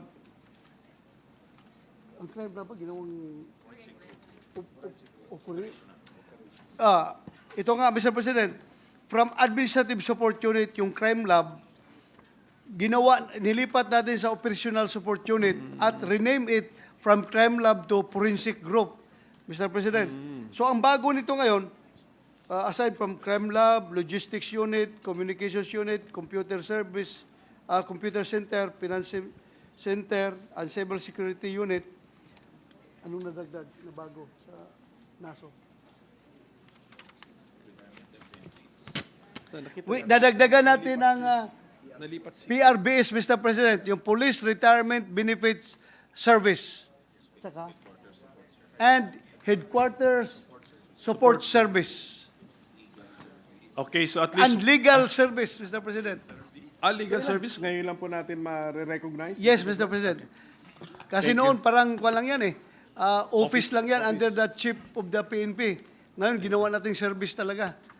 Sige, happy po ating mga kompanyero, Mr. President. Nagiging career na nila.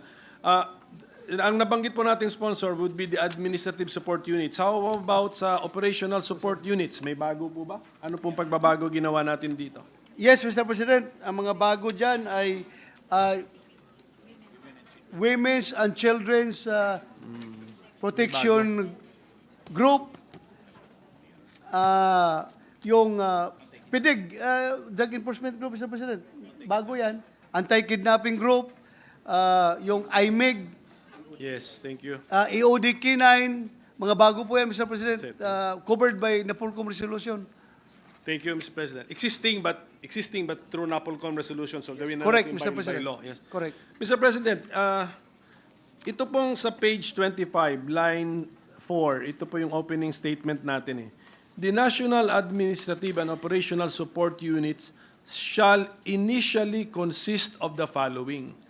Ang concern ko po is yung ano pong importance ng word na initially, Mr. President. Because, Mr. President, we know the criminal world and the policing environment is evolving, Mr. President. So, minabuti natin na pwede pa ito madagdagan in the future, Mr. President. In the future. Sino po ang pwede magdagdag? Section. Saan dito? Saan?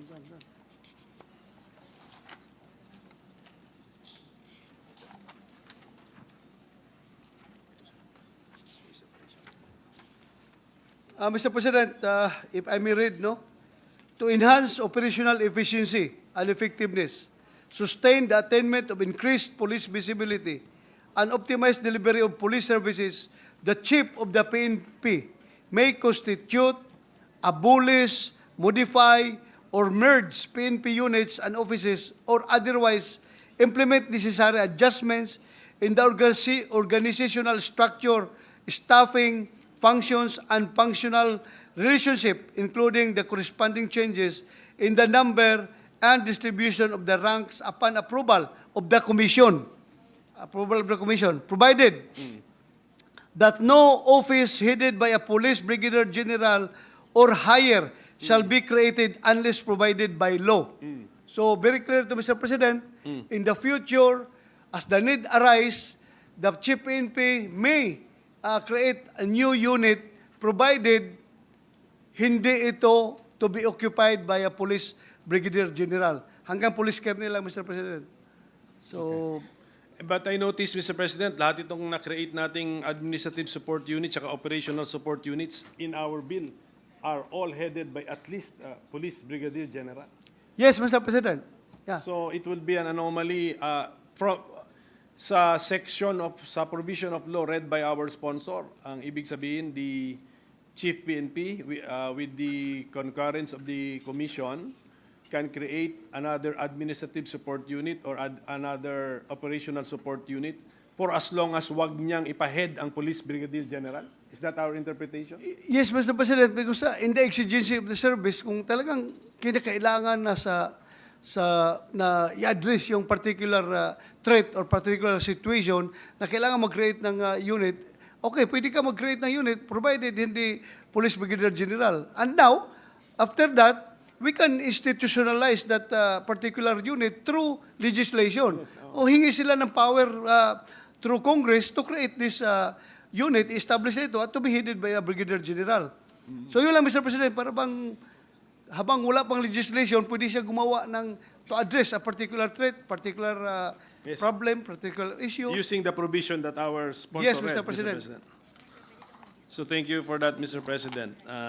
And pwede rin mag-dissolve, Mr. President. Yes, nakita pwede ba niyang emerge ang dalawang created by our bill? Pwede, Mr. President. So one brigadier general will lose a job, Mr. President? Yes, sir. Ganun talaga. Yeah, kung nakita Ganun talaga. Ganun talaga. Okay. depende sa Exigency of sitwasyon. the service. Yes. Yeah, Yes. exigency Thank of you. the service. Thank you for that clarification, Mr. President. Can we go to page 31, Mr. President? Malapit na po tayo matapos. Yes, Mr. President. Line 11, number 4, Anti-Cybercrime Group. Ito po ay bago o hindi? Saan? Ito po ay isang operation support unit. Page seven? Yes, page 31. 31. Cybercrime Group, Mr. President. Yes, Mr. President, bago ito, Bago, opo. but it is covered by law. RA 10175, the Anti-Cybercrime Act. So, bago siya, pero covered by law. Bakit kailangan natin banggitin, sir? Baka naman kung nasa law na, when we restate it, baka magkamali pa tayo. Yung restructuring lang, Mr. President, yung structure niya at saka 10175. yung rank, Mr. President. Kaya nga pala, restate natin. Bakit? Bakit po natin na kailangan i-restate, Mr. President, kung the law already creates this? Meron bang insufficiency sa RA 10175? Ano ba? Nakalagay ba doon sa batas ng general? Well, Mr. President, yung structure na, Mr. President, no, na it has to be headed by a general, and Yes. something like that. Yes, The law was silent. I've seen the section of the law, Mr. President, and I think the creation of this group is implementing the law. So Yes, thank you, that's Mr. good. Thank you, Mr. President. So this is the anti-cybercrime group, which should help our DICT, Mr. President. Kaya ba nila? Can they help the DICT in the hacking cases, in the other cyber crimes, Mr. President? Correct, Mr. President. Correct. Yes, kaya nga this is one reason why we should not grant, and I think we did not grant the CIF request of the DICT. Kasi meron na tayong anti-cybercrime group, Mr. President. Precisely, Kaya Mr. na President. nila to. I agree with you. I agree. Yes, thank you for that, Mr. President. Ayun na.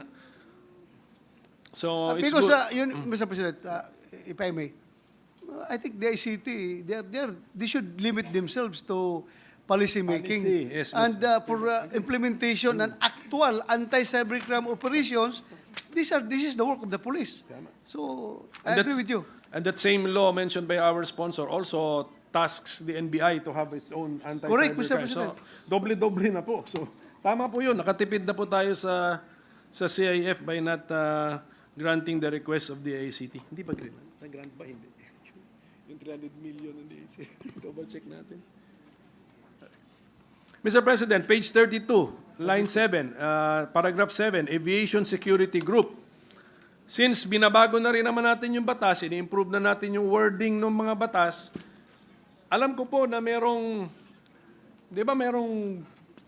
gray area o may friction o may conflict si Aviation Security Group sa Airport Authority, Mr. President. So I hope na since ginagawa na natin batas, I hope that the updated paragraph will already address that issue, Mr. President.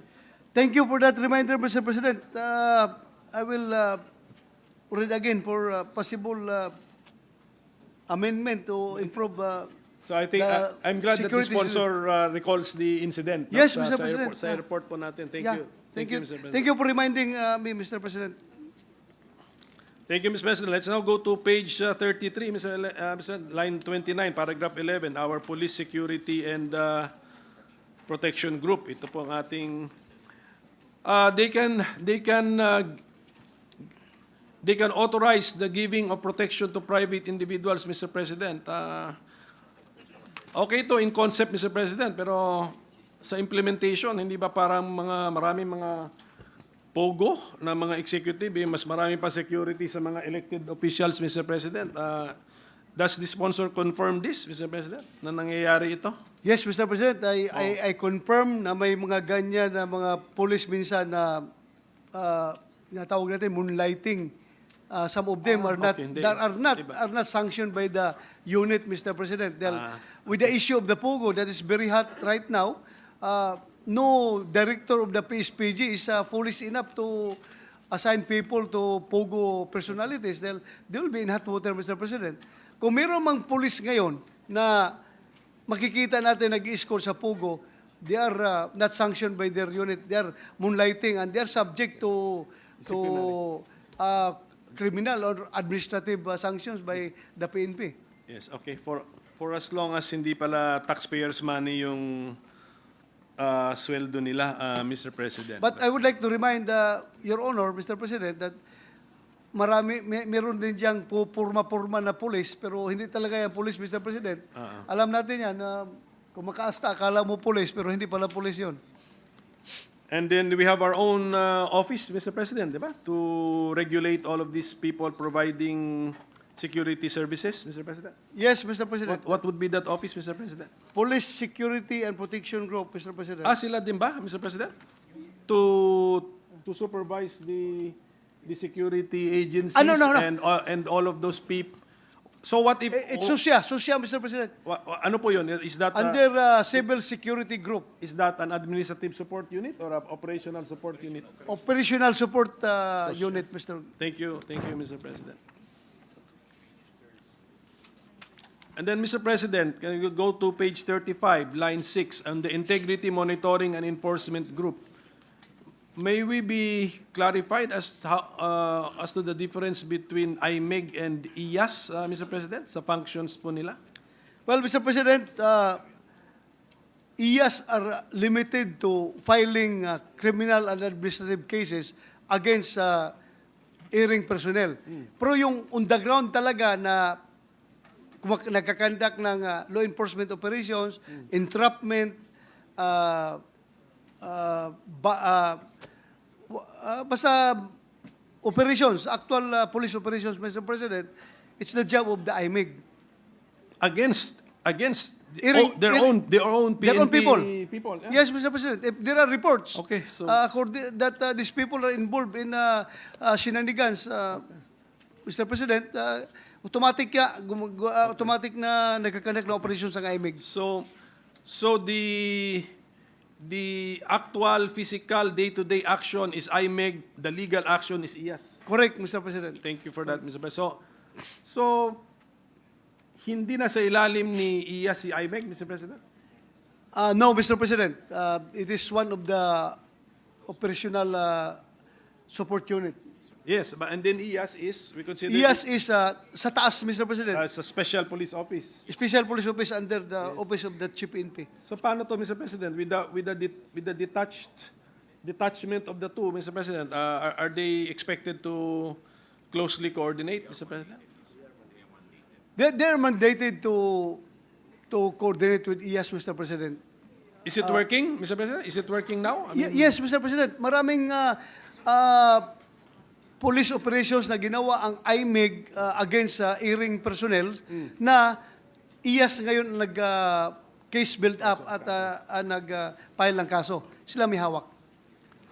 Thank you, Mr. President. And then dito na po tayo sa isang, which is also a very substantive portion of our, or part of our bill, Mr. President. Page 36, line 20 on section 13 of our bill, which amends section 39 of RA 6975 as amended by RA 11200, Mr. President. So ito po isa sa mga substantive elements po ng ating proposal po, Mr. President. We are increasing the compulsory retirement age, Mr. President. Yes, Mr. President. We just pattern it after the retirement age of the Armed Forces of the Philippines and the MUP pension reform that 57 ang retirement, Mr. President. So, synchronize lang po natin, Mr. President. So our MUP bill na hindi pa po pasado, 57 na po ang naka-envision Yes. doon, Mr. President. But then, Mr. President, meron tayong the commission, which is the NAPOLCOM, has the authority to extend. Tama? Extend the service of the supposed to be compulsorily retired officer by 1 year, Mr. President? Yes, Mr. President. Existing provision. Existing. Bakit nilagay pa natin kung existing to? Okay. This existing provision of law, Mr. President. Yes, correct, Mr. Kinote lang President. natin. Okay, Mr. President. So actually, Mr. President, pagka umabot ka na sa Police Brigadier General and higher, ready ka dapat up to age 58? Ready ka, Mr. President, if the commission This is optional. This is optional. Optional, Mr. Upon, President. upon application po ito. Upon application by the supposed to be compulsorily retired officer? hindi siguro pa application, Mr. President. Wala pa naman so far, wala pang nangyaring ganito, Mr. President. Pero yun lang, binigyan lang natin ng leeway yung commission, baka pagdating sa panahon, kagaya nung nangyari yung Marawi Siege, ongoing yung gira, tapos magre-retire na yung ground commander doon sa Marawi, meron tayong elbow room na pwede siyang i-extend yung retirable, Mr. President. Pero so far, wala pa. Wala pang... Yes, ba, ano kaya, ba tanong theory nito, Mr. President? With the consent of the person being extended, Mr. President? Whose service is being extended? Yes, sir. Yes, Your Honor. With his Yes. or her consent? Tama? Yes. Tama? Yes. Okay, When thank he says na I am already compulsorily retired, wala na ko intention pa na magserbisyo, then walang pilitan ito, Mr. President. Yes. Ito pong age 57 po, nakonsulta po natin ito sa ating kapulisan. Yes, Mr. President. And wala po bang contrary position na 56 lang dapat kasi pumasok kami dyan, na ano ko na yung buhay ko na hanggang 56, gusto ko maging private citizen, back to my family, etc. Mr. President. Right now, Mr. President, unanimous yung reaksyon ng kapulisan. Noon lang, meron silang naririnig na bakit pa extend na 57? Dapat retire tayo 56. Because of their intention to evade the possible enactment of yung MUP Act, Mr. President, na takot sila na baka daw matanggalan sila ng pension, tapos yung one rank higher, mawalan sila ng ganun na mga privileges. So gusto nilang madaliin na retirable na ako, 56, dapat retire na. Pero ngayon naklaro na, maraming nagbawi daw ng optional retirement na application papers, Mr. President. Binawi nila. Thank you for that, Mr. President. Pero ano rin ito, it's 1 year additional service, and when you're in service, iba pong buhay ng in-service retired po, Mr. President. Yes, Mr. President. For as long as, with eyes open, okay lang po yan. Mr. President, page 37 na po tayo, on internal discipline, line 3. On lines 3 to 5, meron po tayong deletion. We are deleting the introductory phrase reading, on dealing with minor offenses involving internal discipline found to have been committed by any regular member of the respective commands, tinanggal po natin yon. Why? What is the purpose of this deletion, Mr. President?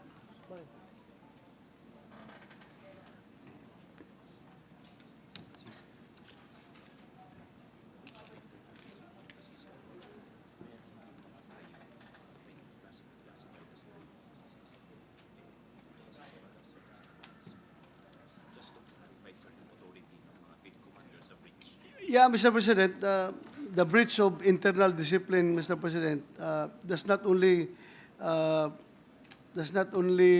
consist of minor offenses. Yes. Maraming mga grave offenses, Mr. President. So, kaya natin ito dinilit. Yes, so ibig sabihin nun, the current state of the law, minor offenses lang pala ang na-envision, Mr. President?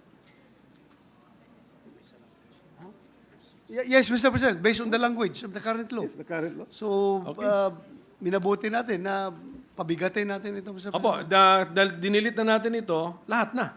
Lahat na. Yes, yes, sir. Okay po, lahat na po. Opo.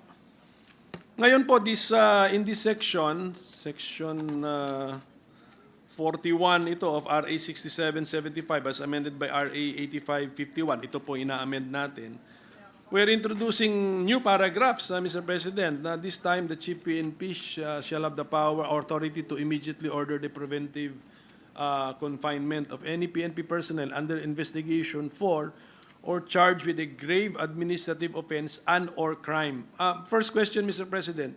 Yung word na grave, page 38, line 13, grave, does that define administrative offense or kasama din po yung crime doon? That crime is all found in, the word crime found on page 38, line 14 is also qualified by the word grave, Mr. President. Well, for admin offenses ito, Mr. President, but meron namang katapat yung admin case criminal, like for example, murder. Ang murder is a grave offense classification under the administrative. Kasi and/or crime po ito eh. So, the PNP personnel could be under investigation for a crime, but must the crime be also a grave crime, Mr. President?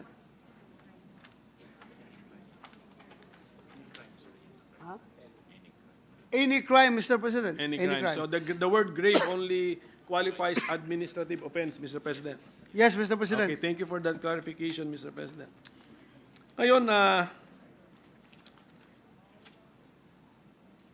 this is new because under existing law, although may power na rin si Chief PNP yata to impose disciplinary punishment, Mr. President, what's the difference with our new paragraph? Yung ito, Mr. President, ang diferensya, yung preventive confinement. Yes, wala po sa existing law. Wala sa existing law, Mr. Okay, President. thank you, Mr. President. Kaya marami tayong pulis abusado dahil sabi nila, hindi man tayo pwede kulong yan dahil due process pa rin. Talaga, Tama. due process ito. Actually, Mr. President, sa existing law, subject lahat yon sa after due notice and summary hearing, Mr. President. Tama? Yes, Mr. Even President. the power of the PNP chief. Yes. That's correct, Mr. President. So, Mr. President, the second paragraph that we are introducing as an amendment gives the area police commanders, regional directors, provincial directors, district directors, and chiefs of police the same power, the same authority over PNP personnel under their command, the same as the Chief PNP, Mr. President. Ang authority is to immediately order the preventive confinement of their personnel, Mr. President. Yes, Mr. President. The paragraph does not mention now the length of the maximum period for the confinement. What would be the rule for the area police commanders down, Mr. President? Wala. Meron din sila maximum?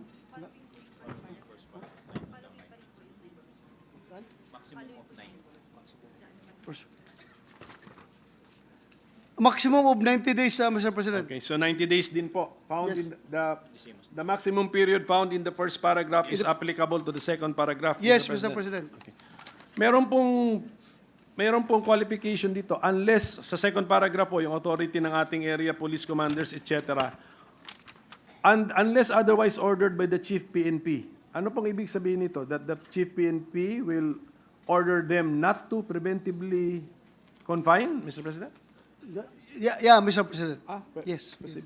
The President, the Chief PNP can countermand the order of the subordinate commander. Baka nakita niya na baka nag-abuso itong commander na ito. Baka mamaya sabi niya, personalan na ito. Kinulong niya dahil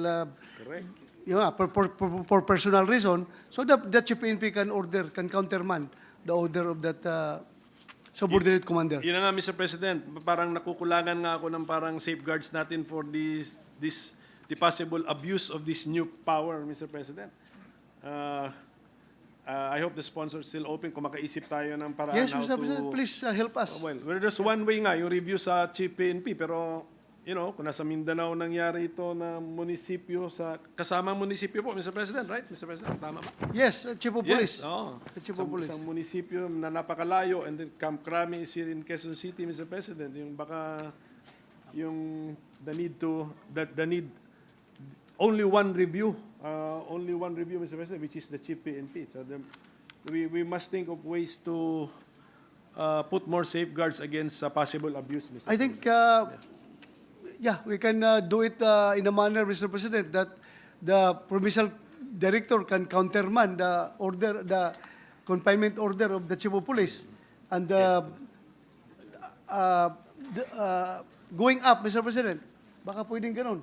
Di ba? Yes, Mr. President. Basta, mayroon na, ang takot lang natin, baka personalan, alam na, Mr. President, baka for personal reasons. Yes, Mr. President. So, Ayoko lang magamit yung this is a new power, Mr. President, that we're giving. The Yes, authority to order immediate confinement. That's a new power. Tama po. So, we better have safeguards, Mr. President. Ngayon, may last point, Mr. President. Last point na po. yes po. Thank you, Mr. President. Congratulations to our sponsor. Thank you for the patience, Mr. President. That's very important, Mr. President, because this is a very important Last 2 law. points pala, Mr. President. Section 15, page 39, Congressional Oversight Committee. Bakit po nalimutan na naman natin ang minority, Mr. President? Well, this assumes the usual, hindi lang nailagay ito, Mr. President, pero if you want to, Yes, we will introduce language, Mr. President. Yeah, we have to to introduce- ensure minority representation. Yes, Mr. Always, President. Mr. President, Always. in a congressional oversight committee. okay, Mr. President, we can amend this. Medyo madalas-dalas na pong nalilimutan kasi, sir.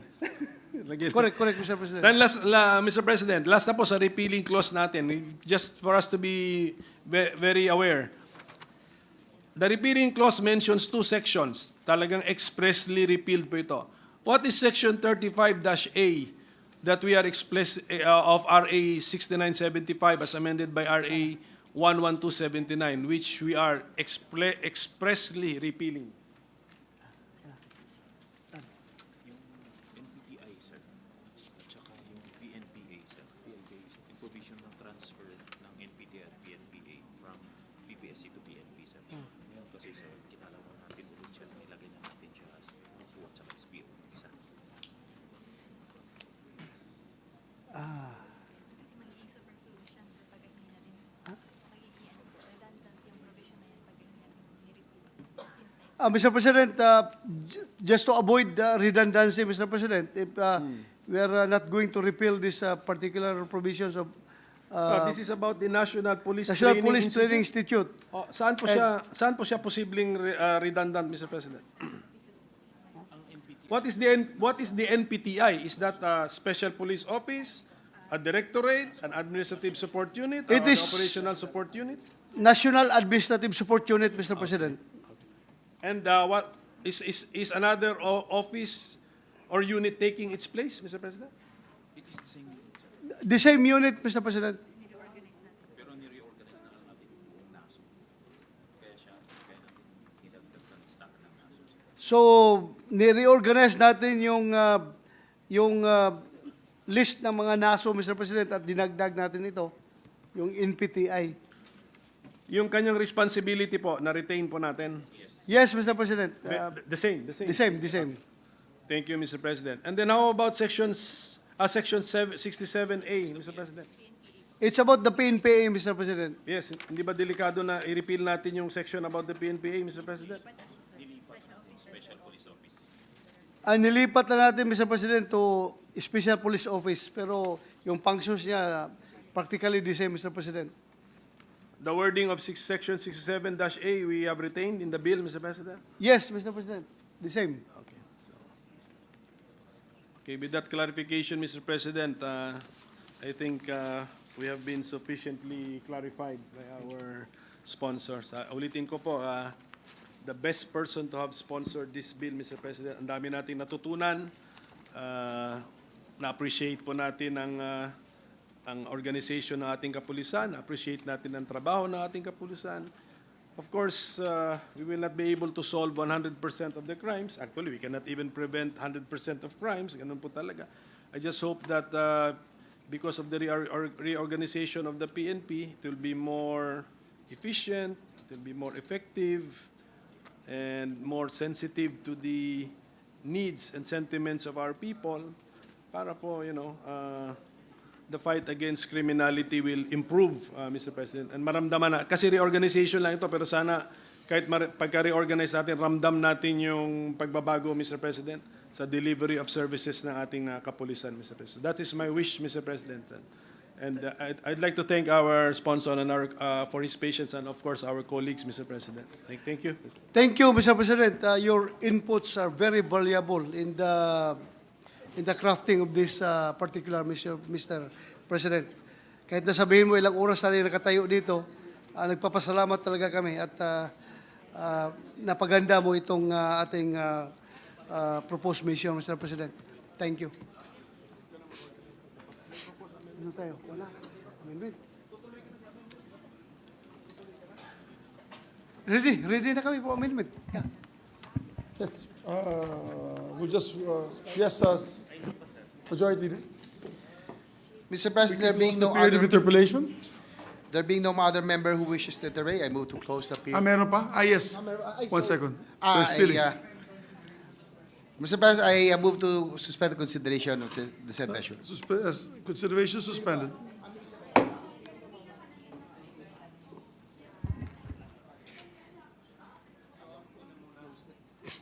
Spiya pa daw.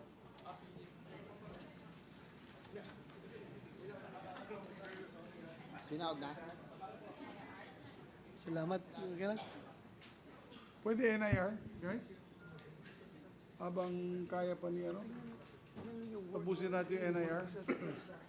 Para i-diin talaga natin na sila ang in-charge sa security ng tuloy natin yun para mas lagyan natin pwede kawawa yung mga pulis natin sa airport. Is member. Saan na yun? Saan yung... Anong...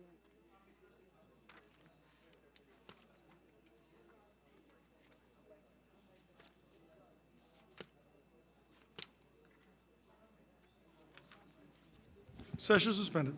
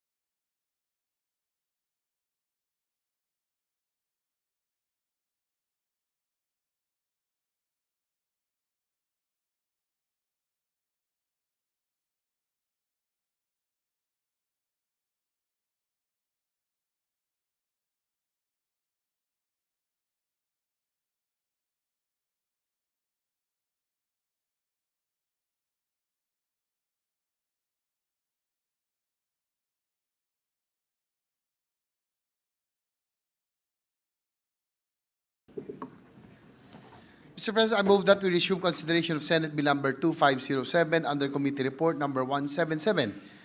This is the bill establishing the Negros Island region. I so move, Mr. President. There being no objection, motion is approved. Mr. President, the parliamentary status of this bill is that we have sponsored the measure. With the consent of the body, I move to open the period of interpellation.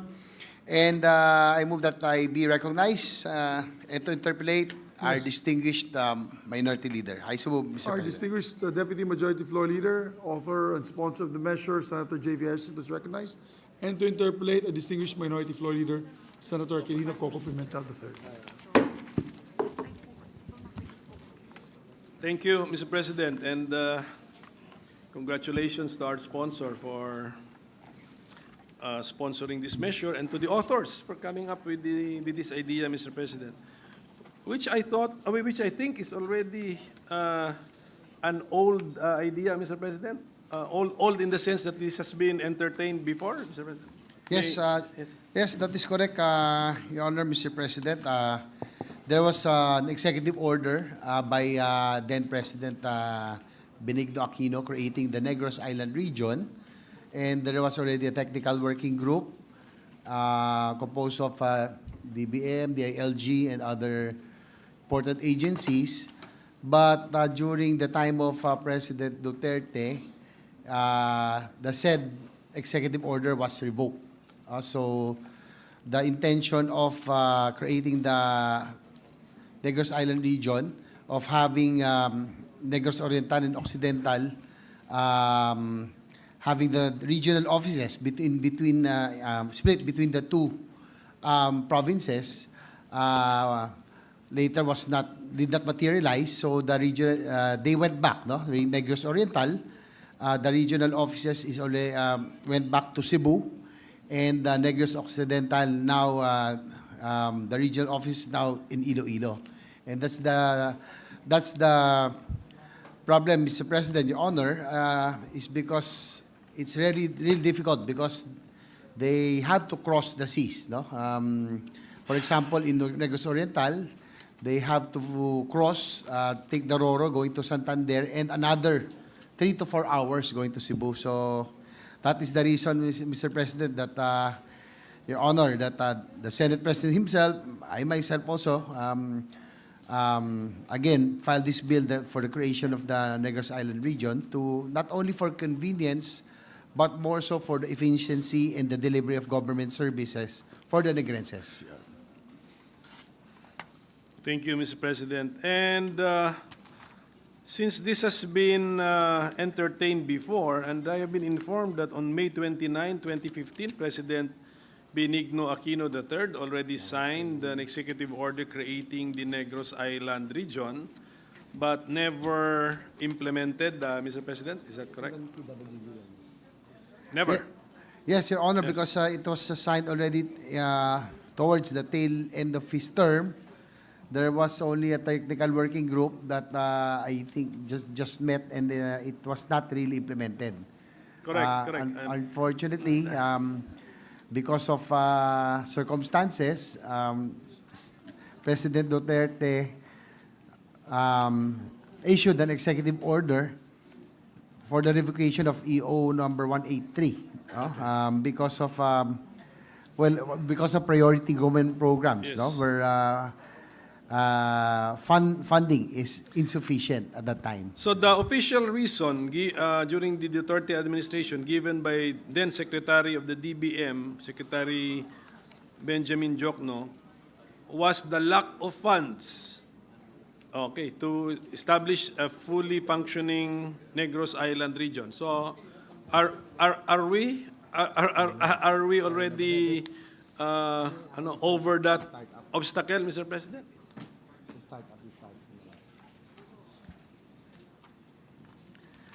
Your Honor, Mr. President, there is, yes, indeed, admittedly, the establishment of a new region would entail cost, but I think in the long run, no, it will be beneficial because, as I mentioned earlier, the efficiency of the delivery of government services, it will usher a more unified and coordinated island development planning, which will accelerate economic transformation of Negros. And the cost, wait, I will just, according to DBM estimates, the cost to set up one regional office, for example, Your Honor, Mr. President, amounts to about 42 million annually. For the initial 30 regional offices in the bill, the estimated amount of 1.2 billion annually should be set aside for NIR. So the estimate of DBM is 1.2 billion annually for Oh, ba't ang laki? the establishment What- of the Negros Island region. What was that 42 million mentioned by our sponsor, Mr. President?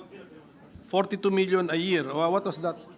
Now it's 1.2 billion a year, Mr. President? No, the 42 million is for one regional office, Your Honor. One office. One office only. It's about 42 For the, million. yes, okay. So thank you for So that would Mr. include, just to break down, capital outlay, 15 million, MOE of 21 million, and personal services of 5 million. So about 42 million per regional office. So 1.2 billion a year if we have this new NIR.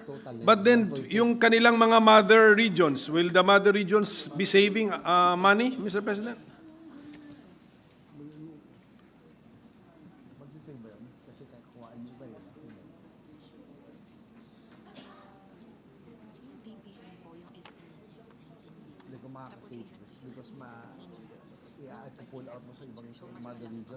Minimum na isa. Hindi, pero baka over how many years to? Saan kaya ito? Your Honor, Mr. President, this will be an additional personnel and a regional office that will be set up. So it will not, we will not be able to save from the mother. No savings. Yeah, no savings, Your Honor. So I was hoping to use that, Mr. President, as a justification. Pero Mr. President, meron din kaming information that an estimate in 2017, the funding implication of the proposal to create the NIR on the part of the national government was estimated at a minimum of 19 billion pesos. Tama yun, di ba? Yung total. Kanino per my staff, may na-encounter silang DBM paper, Mr. President. Paper? Yes. Position paper, Mr. President. If I may interject, my distinguished Yes. colleagues, because we've been pursuing this NIR since the time of the last administration. The 19 billion that they're estimating, or 18 billion, is the cost of building Total. and constructing new buildings for each and every office. But in total, in actuality, Your Honor, meron na po mga buildings sila binigay ng local governments. So, if you remove the cost of the construction of these buildings, and as a matter of fact, they already appointed NIR regional directors. So, it's just going back to the old, the Aquino administration's policy of having this devolved to the new region.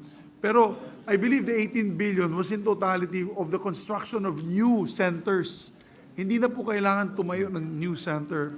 As a matter of fact, the provincial governments of Negros Occidental and Negros Oriental are willing to house these offices, Your Honor. Yes, if I may interject also, the 19 billion is the full cost of operation of establishing, as what the Senate President has mentioned, also building new offices. But it is also noteworthy, Your Honor, Mr. President, that the province of Negros Occidental, for example, through the leadership of Governor Bong Lacson, is willing to donate 5 hectares of land to NIR, and the provincial government of Negros Oriental is also willing to host some regional offices to help the national government minimize the cost of the region's establishment. So the startup, Thank Your you. Honor, is about 1.2 billion. So the plan is to divide or to distribute the regional offices in 2 areas. In the area in Negros Occidental, where would that be, Mr. President? To house the regional offices? Bacolod? Your Honor, it will be in Bacolod. Bacolod. Of course, the other one will be in Dumaguete. Dumaguete yung sa Negros Oriental, Mr. President. Okay, thank you, Mr. President. So, our bill already designates which departments will be located where, Mr. President? That is correct, Your Honor, Mr. President. Ito po ay napag-agrihan na ng mga provinces involved, Mr. President? Yes, Your Honor, Mr. President. As a matter of fact, the Senate President and I met already with the respective governors, so Governor Lacson and Governor Segarbaria a few months ago, and also the Governor of Siquijor, Governor Villa. Villa. So they all agreed already on the division and the distribution of the different regional offices. If I may enumerate, if you allow me, for Negros Occidental, they will have, since Negros Occidental is more agricultural land, so they will have the agriculture and land-related cluster. So Department of Agriculture, Department of Environment, Natural Resources, Department of Agrarian Reform, Department of Human Settlements and Urban Development, Peace and Order and Security Cluster, Department of Justice, National Bureau of Investigation, DILG, BFP, BJMP, PNP, Department of National Defense, Office of Civil Defense. Governance Cluster A, DILG and agencies attached to the local government sector, Department of Budget and Management, Department of Finance, and NEDA. And Governance Cluster B, Commission Audit, Commission on Elections. For Negros Oriental, Your Honor, it will be Human Development Cluster A, TESDA, Department of Education, Department of Social Welfare and Development, Department of Health, Commission on Higher Education, Civil Service Commission, Philippine Statistics Authority, Professional Regulation Commission, Department of Public Works and Highways, Department of Transportation and Communications, LTO, Maritime Industry Authority, LTFRB, NTC, DTI, Department of Tourism, Department of Science and Technology, Department of Science and Technology. So that's the agreed distribution of the different regional office, Your Honor. It's in the bill, Mr. President. It will be included in the bill. I think it's already in the bill. Yes, it's in the bill. Or are we going to amend the bill? Meron bang pagbabago? It's in the bill already. Okay. Your Honor. Mr. President, Negros Occidental is, ano po ang language dito would be Ilonggo. Negros Oriental would be Cebuano. Meaning to say, this is one island, one large island, but over time, nag-develop sila ng two languages or dialects, Mr. President. That means there must have been a geological barrier, Mr. President. What is that, Mr. President? What divides the two provinces, Mr. President? I think it's the mountain side, but Mountain. but now that the roads, there are several roads that were already constructed. Now there's a loop already. It's all, the whole Negros Island region is now connected. But before, probably the reason why the Negros Oriental is Cebuano speaking, because they were facing Cebu. So yung mga radio frequency nila is what the signal is from Cebu. So naging Cebuano sila. So the same way with Negros Occidental, they were facing Iloilo. So but now probably because there's already a loop already, and I myself 2 or 3 months ago I was there to do the Negros 2 for Philippine Motorcycle Tourism. Several roads already were constructed, and there you can do already one loop for the whole Negros Island region, the whole Negros Island, Your Honor. So meaning to say there's more than one way of going from Bacolod to Dumaguete, Mr. President? Yes, that More is than correct. one. Okay, We can one. go from north, south, even across. Okay, thank But you. before, I think, because of it was, I think it's the mountainous side that divides the two Kung provinces. let's say yung main link nila, kung magka-landslide po doon, there are alternative routes, Mr. President. Yes, that is correct. If I may enumerate, there are several routes already. No, there's a table that was included from south via Dumaguete North Road, Bais, Kabangkalan, Negros Occidental. So from Dumaguete to Kabangkalan, that's going south. From southeast, there's Bayawan, Basay, Hinubaan Road. North yun. Central part is Valle Hermoso, Canlaon, La Castellana, Gihulgan, Balok, Isabela, Negros Occidental boundary. Coastal stretch, that's the loop, via Valle Hermosa, San Carlos City Road. From south via Bacolod South National Road, and from north via Bacolod North National Road. So there are several Thank you. Thank you, Mr. President. access already by land. Your So Honor. kahit na may mountainous area yan, okay na po. Basta konektado na po with good roads po yung dalawang capital cities po. Apo. Yes, that is Thank correct, you. Your Honor. Thank you for that, Mr. President. In the creation of an administrative region, do we need to subject this to a plebiscite?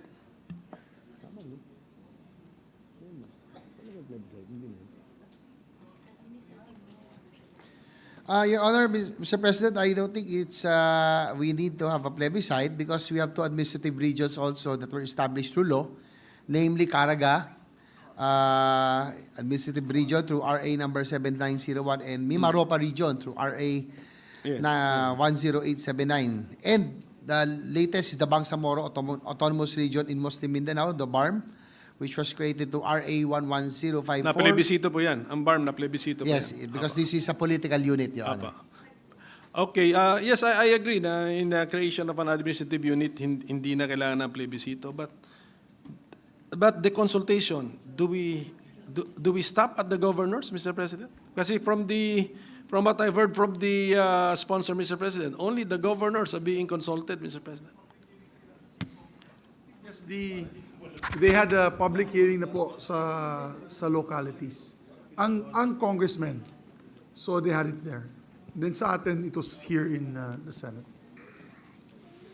So, the people of Negros Oriental, though they are, given that they are Cebuano speaking, do not mind that they will now be separated from their original Region 7, which is this Cebuano speaking region. And then, ganon din po, si Negros Occidental, the Ilonggo speaking, they do not mind. The people are not the governors, but the people, is that the feedback we get, they do not mind to be separated from Panay, the main Ilonggo speaking region, Mr. President. Yes, if I may add to the discussion with the permission of the two gentlemen. Actually, it's a hot topic now in all the radio stations, both sides of Negros Occidental and Oriental, on when it will happen. In other words, alam na ng tao, the radio announcers, it's being discussed, debated, and that's why I was hoping that we can pass it on second reading so I can go home, because that is their hot topic with me. When are we going to pass it in the Senate? So I think they're excited. This has been discussed for the last decade since it was taken out by former President Duterte. And so it's long awaited, I believe, by both sides. It's the first time actually that we were able to get unanimous consent from both political LGUs from the Oriental side and Occidental side, including the board members. They've all approved, and we waited for the board resolutions coming from the new boards with the new leadership of Oriental. I think the main hesitation at that time, that's why medyo tumagal din, was akala nila lahat pupunta lang sa Bacolod. Because, I'm from Bacolod, I'm from Negros Occidental. And sometimes, kabalo ka naman sa mga Ilonggo, taga Negros, mga tikalon man. Tikalon, mayabang ba? So sinasabi namin palagi, pag natuloy ito, dito lahat yan sa amin. So, I think they were afraid that if there was going to be a new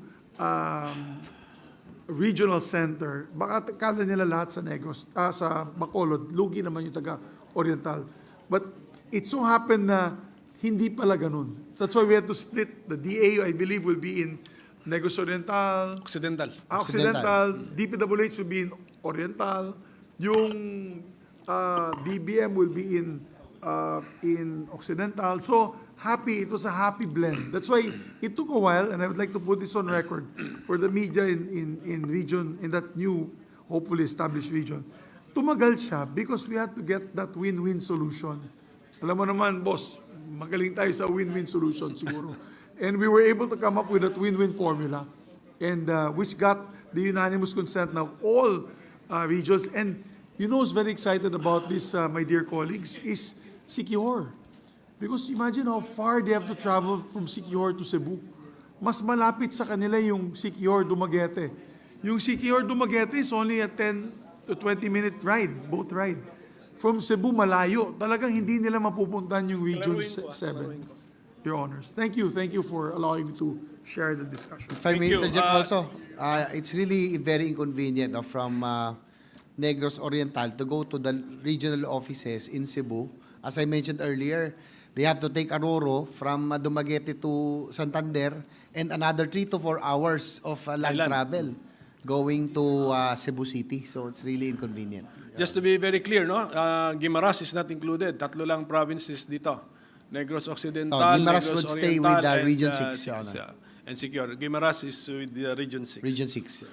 How far by distance would be Bacolod from Dumaguete, Mr. President, in kilometers?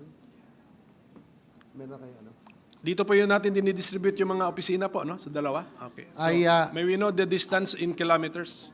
From I don't using the main highway or the main route, Mr. President. I don't have, wait, I will just get the I see, exact okay. distance. But I was there last, as I mentioned, I rode a motorcycle from Bacolod to San Carlos and going to Dumaguete. It took me about 8 hours. So that's about 400 kilometers. No, back ride, just me. Thank you, Mr. President. And that's the same distance also from Dumaguete going south, going back to Bacolod. Actually, if I may, they're also planning, Your Honors, Minority Leader and our dear sponsor, they're planning to put some in Kabangkalan in the boundary. So, yung sa Negros side, Occidental, ang plano daw nila para mas accessible sa Negros Oriental, there was a talk that they were going to house the major regional offices in Kabangkalan.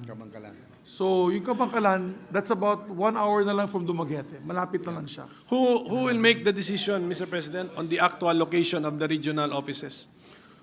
It's not in our law. Hindi natin yung province lang yung in-identify natin, but the specific town or ano wala. So who will make the final decision? What is located where? LGUs, the LGUs are going to be the ones who are going to give the buildings. So I believe Governor Bong Lacson has said that he might put some of the major centers in No, Kabangkalan. they will offer, Mr. President, Yes, pero offer. who will agree? Okay, yes, we will put in Kabangkalan the Department of Agriculture Regional Office. Who makes that decision, Mr. President? Ano yung composition? There is a NIRTWG, Your Honor, There you Mr. go. President. So, that will be composed of DILG, DILG, DBM, and NEDA, and likewise representatives of both province of the 3 provinces, Your Honor, and also the elected members of the House of Representatives. Will the location be subjected to a vote, Mr. President? From the last meeting that we had with the Senate President, they have already agreed on the distribution already. Now our bill is clear as to how the offices will be distributed between 2 provinces. Pero yung actual location na, ang tanong ko, whether it's in Bacolod, meron na Kabangkalan, Cadiz City, Negros Oriental, Occidental po lahat yun. But who makes that final decision? With your permission, gentlemen, meron na kasi silang existing buildings already. So it's probably going to be in the existing buildings of the regional centers. So may existing na because it was already activated for 3 years.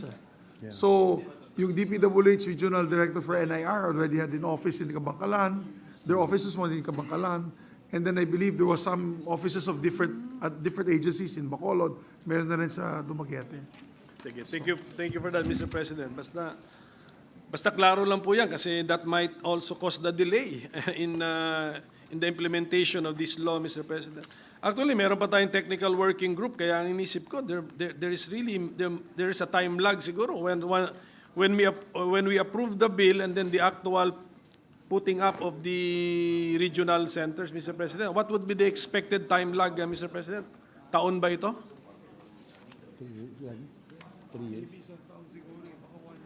Yes, Your Honor, Mr. President, about expected times about 3 years. And likewise, if I may add, there are already existing satellite offices in Negros Occidental and Oriental that will be used. So I have a list which I can forward to Yes, to baka the minority leader later. Baka maka-fast track yun, ano? The existence yes, of our that will be easier because Well, okay. Thank you. The Senate President mentioned the parang mga positions of officials lower than the governor. Are these all documented, Mr. President? Is there a way to consult the opinion of the people, Mr. President? Meron yata naman lahat. We have all the, I believe, the good sponsor, together with House of Representatives, of all the Sangguniang Panlalawigan endorsements, including endorsements from the local government units. Yes, and I presume, no? Because we cannot pass these measures. are we without- claiming that all up to the municipal level, Mr. President, they all passed the Sanggunians all passed resolutions parang expressing their willingness to be part of of the NIR? Is that our claim? Kasi if yes, then that should be documented, Mr. President. With respect to my dear colleagues, I don't know about the local municipal LGUs. I know the Sangguniang Panlalawigans, yes. Board. Yes. Both. Thank you. all three provinces.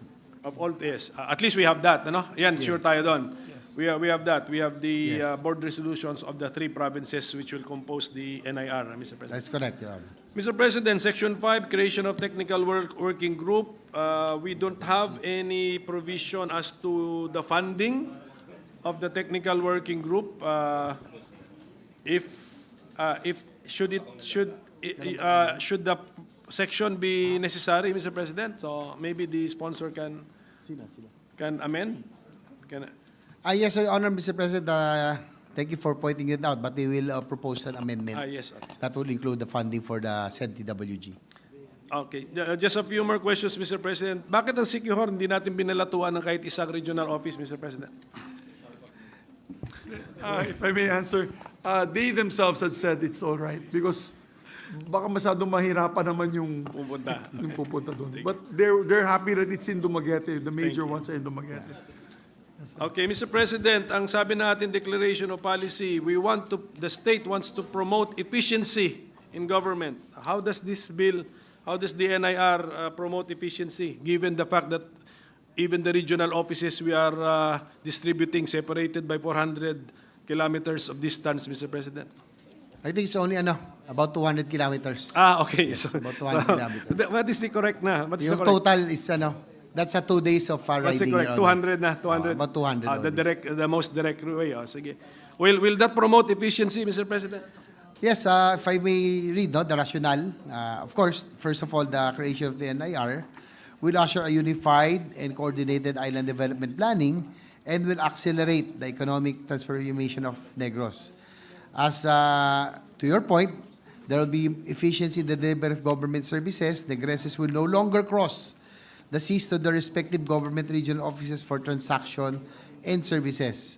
And under the Negros Island region, national government services will be more accessible to all Negrenses and Siquihodnons because government agencies will be divided among the 2 provinces and some will be strategically situated based on their needs.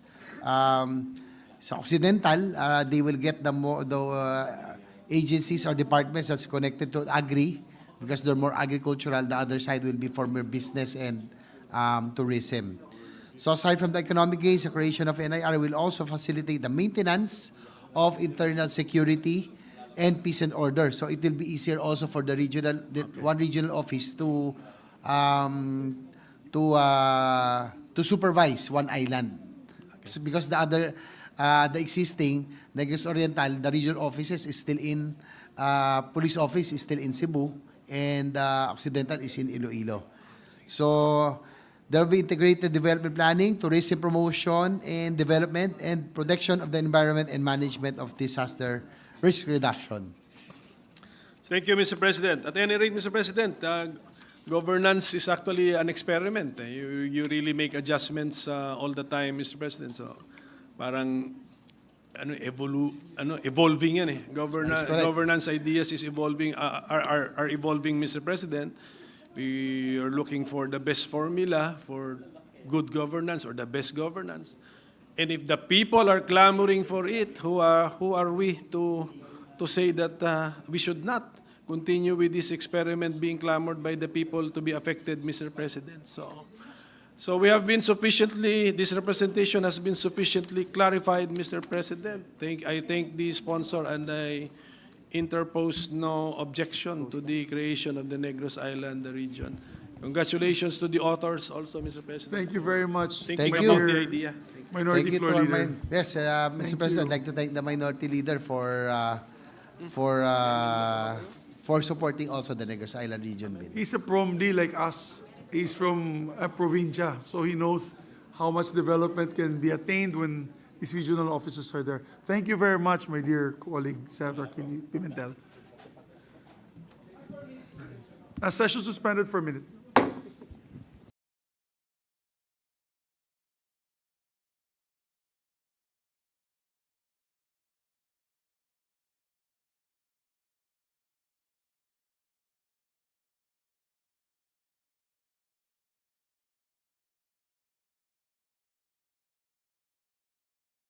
Nice Majority Leader, our distinguished colleague from Bohol and Davao, Senator Bato de la Rosa.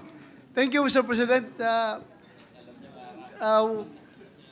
Will the good sponsor yield to just one short question, Mr. President? Of course, anytime. Especially that we are, it's like we're going to sing. We're saying, the same color. Boy Everything band. up to the shoes. Boy band, Mr. President. Boy band. Pareho pang bikers. Yeah. Biker.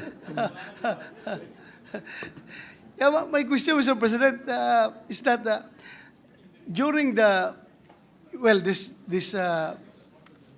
this particular measure was introduced during the previous Congress, and during the last Congress,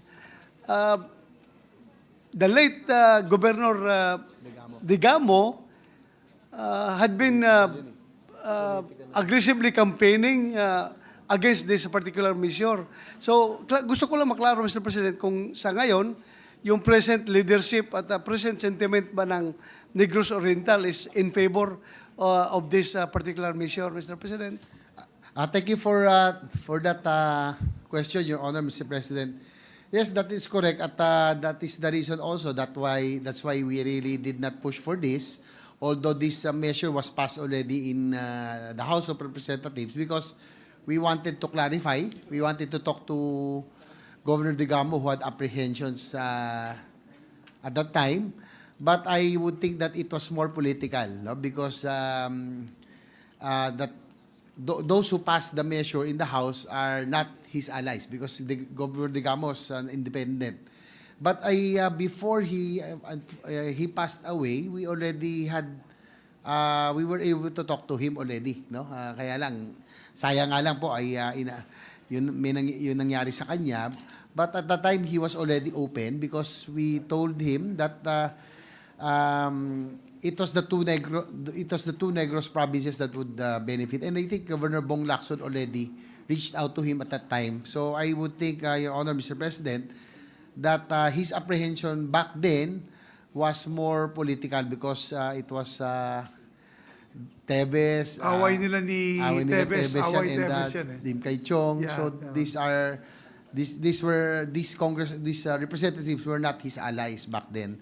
But that's the reason, Your Honor, Mr. President, that when he passed away, we talked to the new governor. Unfortunately, the new governor who assumed passed away also. But this time around, the acting governor, Chaco Sagarbarria, and the whole provincial council Including the already. Vice Governor, Including na the vice- tao din ni Governor Digamo. Yung bagong Vice Governor na yun. So it's the Negros Oriental already, the province itself already has expressed their full support already for the creation of the Negros Island region. Your Honor. Actually, they're very excited na, Your Honor. Sa totoo lang. Yes, Kasi sir. nasa kanila yung DPWH, yung Negros Oriental, maganda ang development. DOH also, Your Honor. DOH, DBM, malalaking department. Yeah, thank you, Mr. President, Your Honor, for that clarification. So, with that, I would like to manifest my strong support to this mission, Mr. President. Thank you very much. And I would like to manifest my intention to be made as co-author of this mission, Mr. President. Matutuwa yung buong Negros Island sa inyo, Senator Bato. Thank you, Mr. President. Thank you. Kung para sa kabutihan, ay nandyan tayo palagi, Mr. President. Maraming Almost salamat. 4 million voters will be happy with you. Thank you, Mr. President. That's for sure. Thank you, sir. Thank you, sir. Mr. President, before I make the proper motion, may I also be, together with Senator Sani Angara, join the distinguished gentleman from San Juan, our sponsor, and the Senate President to be co-authors of this measure, Mr. President. Thank you. Thank you very much. Mr. President, there being no member who wishes to interpolate or ask any further questions, Mr. President, I move that we close the period of interpellations and debate. There being no objection, motion is approved. With the consent of the body, I move to open the period of amendments. So move, Mr. President. There being no objection, motion is approved. May we know if the sponsor would have... Mr. President, first of all, there are no committee amendments being... this is a House bill. I move to open the period of individual amendments and recognize Senator J.V. Ercito. There being no objection, motion is approved. May I ask for a session, minute suspension, a session suspended for 1 minute.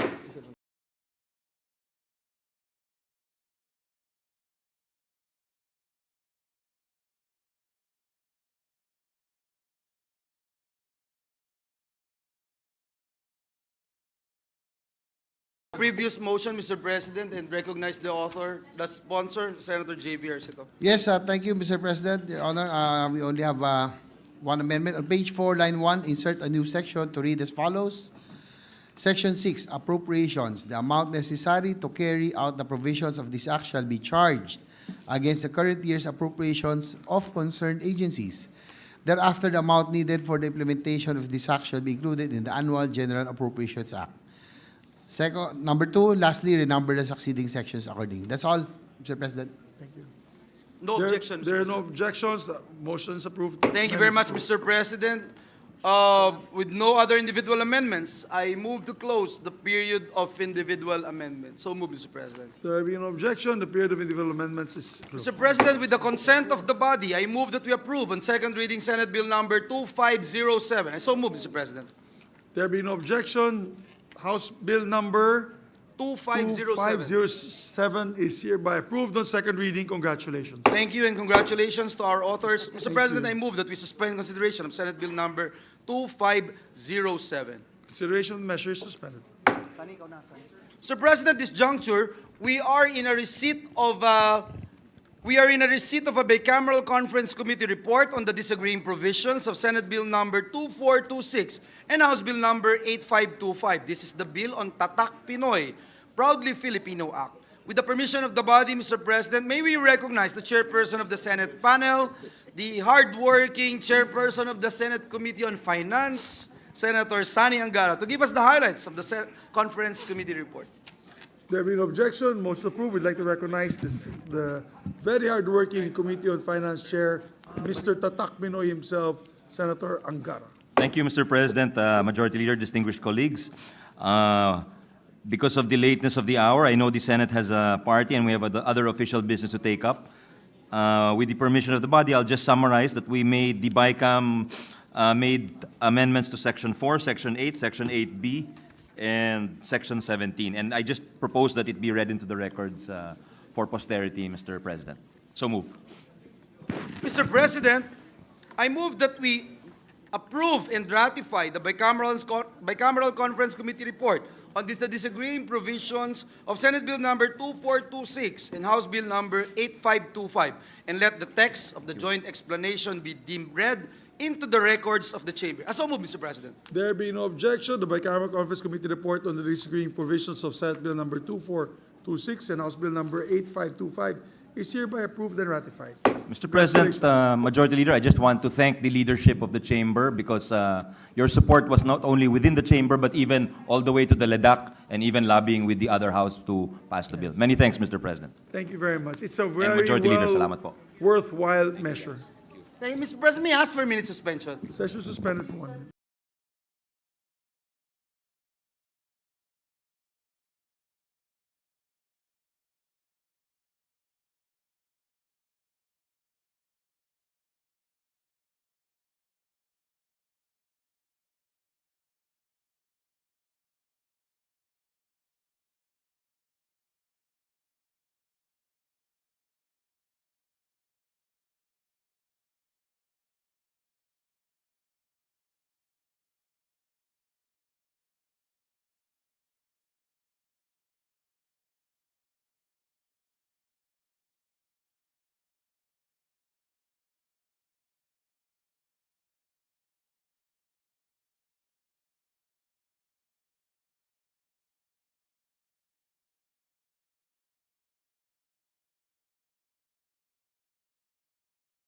Mr. President, this juncture, we are in a receipt of a bicameral conference committee report on the disagreeing provisions of Senate Bill number 2221 and House Bill number 7325.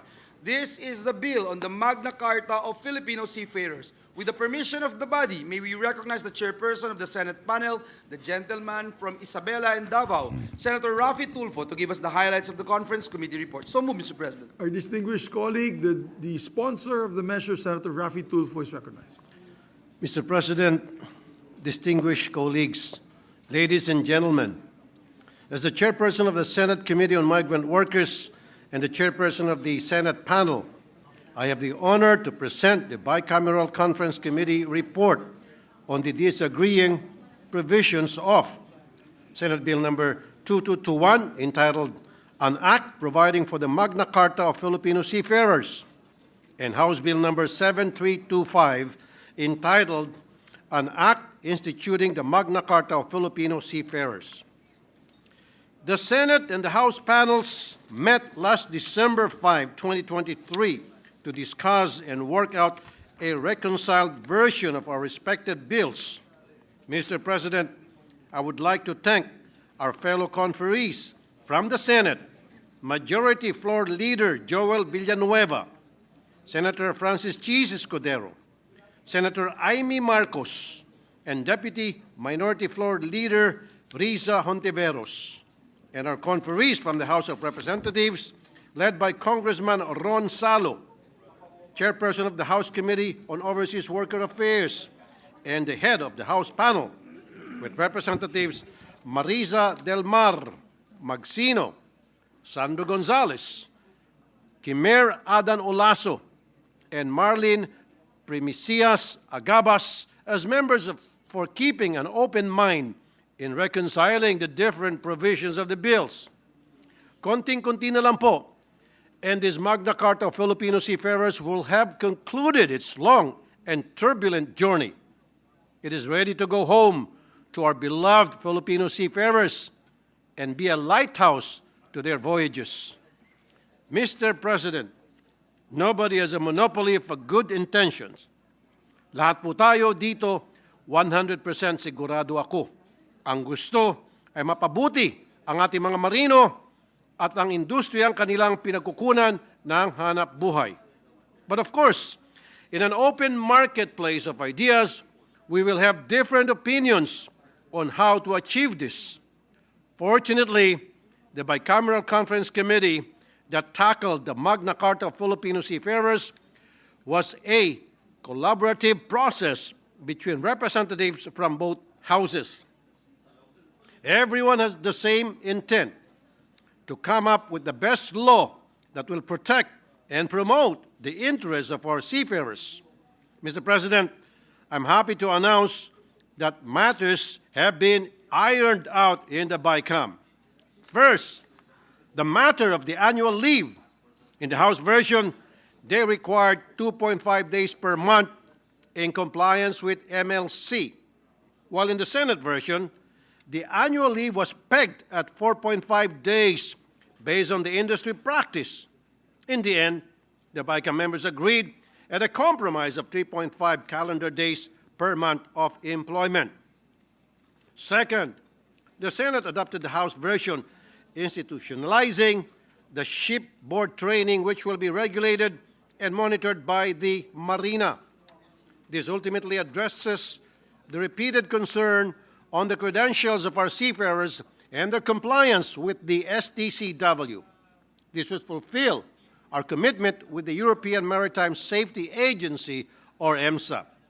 Third, while it took extensive discussions among the BICAM members, we ultimately came up with the provision on the execution of judgment and monetary awards where the winning party would be insured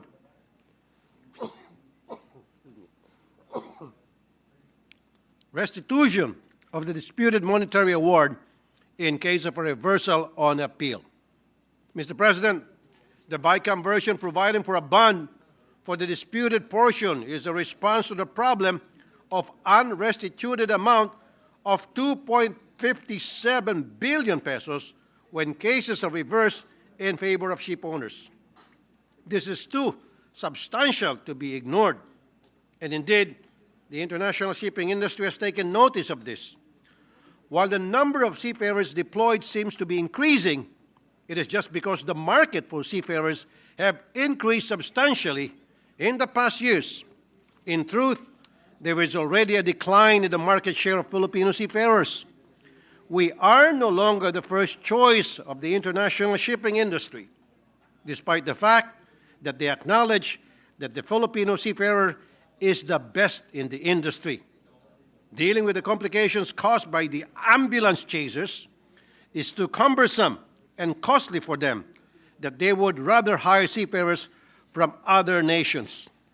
The move toward providing for a bond has been supported by AMASOP, the biggest seafarers union in the Philippines. This is enough for me to accept that the bond provision is pro-seafarers. In the BICAM version, the said bond would be posted only for the disputed portion of the award. And if the seafarer ultimately prevails in the case, he will be reimbursed by the cost of putting up the bond. This is the win-win solution formulated by the body. The Magna Carta for seafarers is not the final law that will work on to protect our seafarers. Throughout the process, concerns have also been raised regarding the efficacy of the Seafarers Protection Act. I have taken note of these and will initiate its review next year. Also, if there are other laws that need to be passed or amended that could not be addressed in this law, I assure everyone in the industry, our seafarers, the manning agencies, and their principals, and our lead government agencies that I will immediately push for legislation that will effectively target those concerns at hindi po dito nagtatapos ang trabaho natin. Mr. President, I now move that we approve the Bicameral Conference Committee report on the disagreeing provisions of Senate Bill number 2221 and House Bill number 7325, an act providing for the Magna Carta of Seafarers. Thank you, Mr. President. Thank you, Mr. President. We join the motion of our distinguished colleague to approve and ratify the Bicameral Conference Committee report on the disagreeing provisions of Senate Bill number 2221 and House Bill number 7325, and let the text of the joint explanation be deemed read into the records of the Chamber. So moved, Mr. President. Before I do that, I'd just like to congratulate the sponsor. This, sir, is a landmark measure. Ilang dekada na to hinihiling ng ating mga seafarers. It's your term and your watch that made it happen. Thank you, so Mr. congratulations, sir. Thank you very much, Mr. President. There being no objection, and of course all the authors of the measure as well.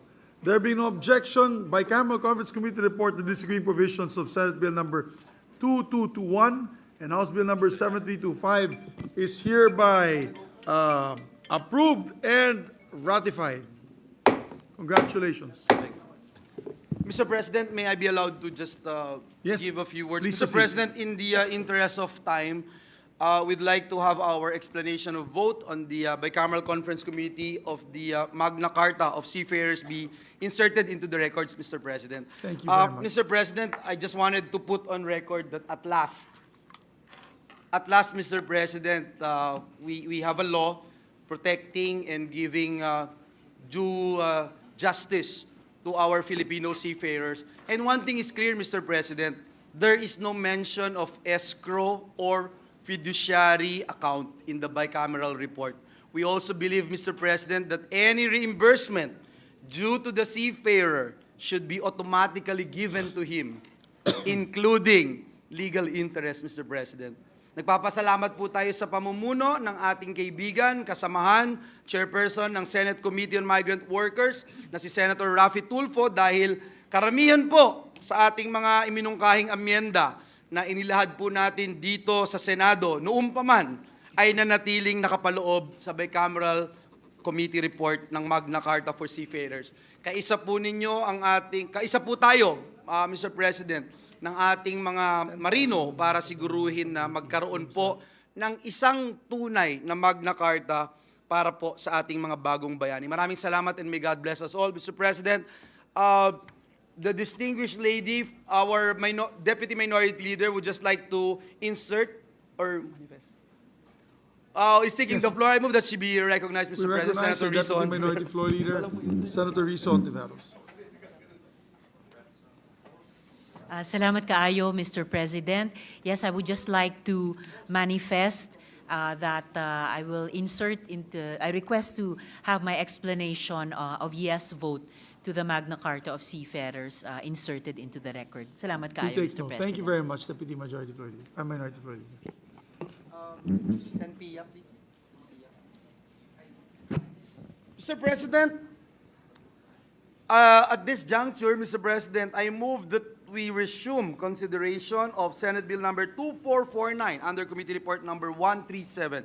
This is the bill on the organizational reforms in the Philippine National Police. So move, Mr. President. There being no objection, motion approved. Mr. President, again, the parliamentary status of the measure is that we are still in the period of interpellation, and with the consent of the body, I move that we resume the period of interpellations and debate, and recognize, Mr. President, the sponsor of the measure, no other than the gentleman from Bohol and Davao, no other than Senator Ronald Bato de la Rosa. Yes, the And also, hardworking. Mr. President, the Sponsor. to interpellate, Mr. President, is the distinguished lady from the city of Taguig and Pateros, no other than Senator Pia Cayetana. So move, Mr. President. Our distinguished colleagues, also from the city of Taguig, is recognized to interpolate. Thank you, Mr. President. Yes, Mr. President, with the permission of the sponsor, as I mentioned to him in the lounge, I just really have a few clarificatory questions and maybe not really on the provisions, really just clarificatory questions. So with the permission of the sponsor, Mr. President. Yes, Mr. President, Your Honor.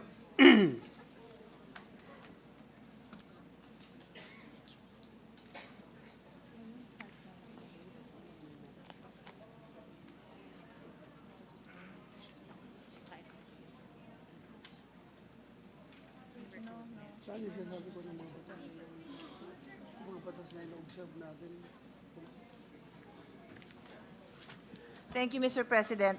Mr. President, I am referring to the salient features of the substitute bill, which is part of the submission under the committee report. And it states here that the objective is as follows. The bill seeks to address the current loopholes in the country's criminal justice system by ensuring systematized representation in the police force. What does that mean, Mr. President? Systematized representation. How is that shown in the bill?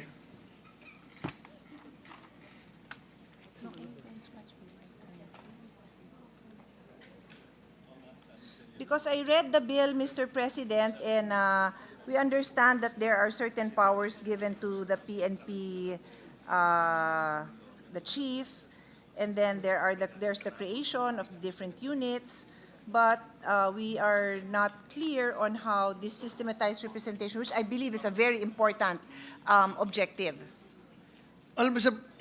President, we aim to systematize everything in this bill because previously yung sources of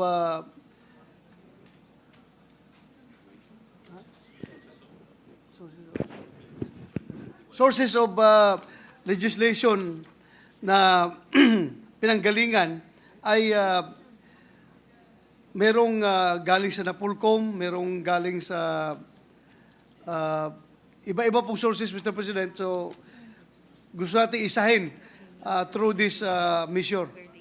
What does His Honor mean by sources? Are you referring reference material or are you referring to the recruited? Law, Mr. President, Your Honor. So what His Honor is saying that this,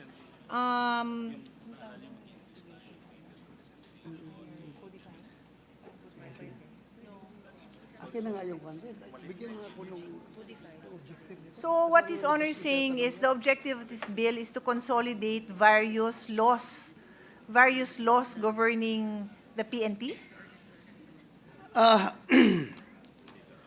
Mr. President, 1 minute suspension. Session suspended for a minute.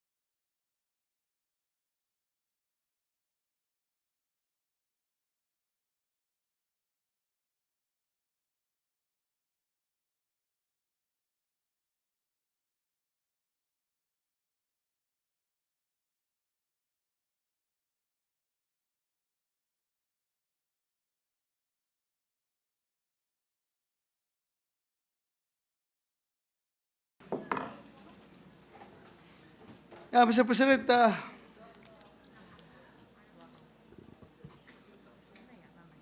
actually, we are debating it here with my COMSEC about the term systematized representation in the police forces, because this is not, there is no mention about this in the bill itself. Yun nga po, Mr. President, yun kaya nga, ako Mr. President, tinatanong. kaya nga kami nagdedebate dito dahil wala naman talaga, there's no mention about this in the bill. But it's a great objective. Would His Honor agree? Yeah, it's a good objective, Mr. President, Your Honor. It's a great objective. Magandang objective po ito. But I found it very difficult to defend this particular line because nothing in this bill that says about this objective. So para bang, pwede, anyway, this is not part and parcel of the bill. Parang introductory wordings lang ito. Okay lang, Mr. President, I Yeah. can move on. Yes, but, thank you, Mr. But President. if His Honor will agree that this is a good, it is a good, it does express the intention na magkaroon ng systematized representation in the police force, different approach in recruitment process that will ensure strategized delivery of service in order to promote general welfare, institute safeguards and other mechanisms to eliminate graft and corruption.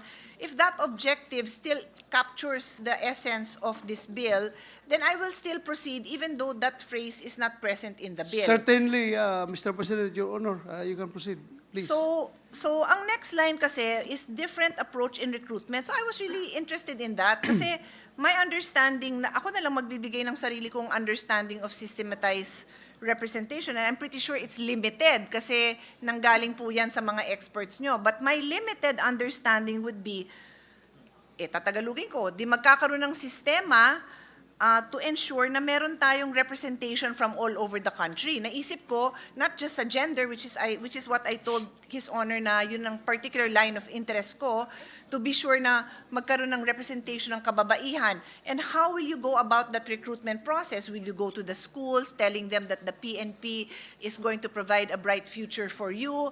Ganun ba yun?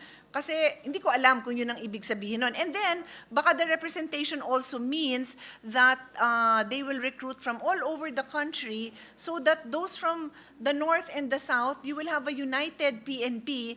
Di ba nare-reassign po kayo, Mr. President? Is that correct? Di ba that's part of it? So, whether ikaw ay taga Ilocos at ma-assign ka sa Davao and vice versa, united ang ang training and ang yung moral nyo isa yan, and it will help nga itong ensure the general welfare, institute safeguards and other mechanisms. So Yes, that, Mr. President. tama ba yun yung intindi That's ko? correct, Madam, Your Honor, Mr. President. You are correct. Actually, the PNP just follow one program of instruction in all its trainings, whether regardless of what region is conducting the training, Mr. President, isa lang po yung program of instruction na sinusunod natin. But on that note, I have an issue with that because although I understand na iisa, would there already be modifications that would address the different backgrounds of your recruits such that it's possible that in certain regions, talagang equal ang tingin nila sa kababaihan. And then it's possible in certain regions with different cultures, mababa ang tingin nila sa babae. So hindi pa pwedeng one kind of instruction only because kailangan maiba ang pananaw nung nire-recruit nyo sa lugar na yon to be sure that they're following the Philippine principle of equality among women. Kasi paano ho kung magkaroon tayo ng general na hindi katulad nyo, na galing sa South pero hindi open-minded on the ability of a woman to rise through the ranks and to be a co-equal how many star general. Or they will not treat the women with the same kind of respect and provide the support system needed para makaangat din sila through the ranks. Well, actually, Mr. President, Your Honor, right now, I can proudly say that the PNP is a very mature organization as far as gender issues is concerned. Lahat po ng programa tungkol lahat po ng mga batas patungkol sa gender ay ino-observe po ng PNP. Like for example, the observance of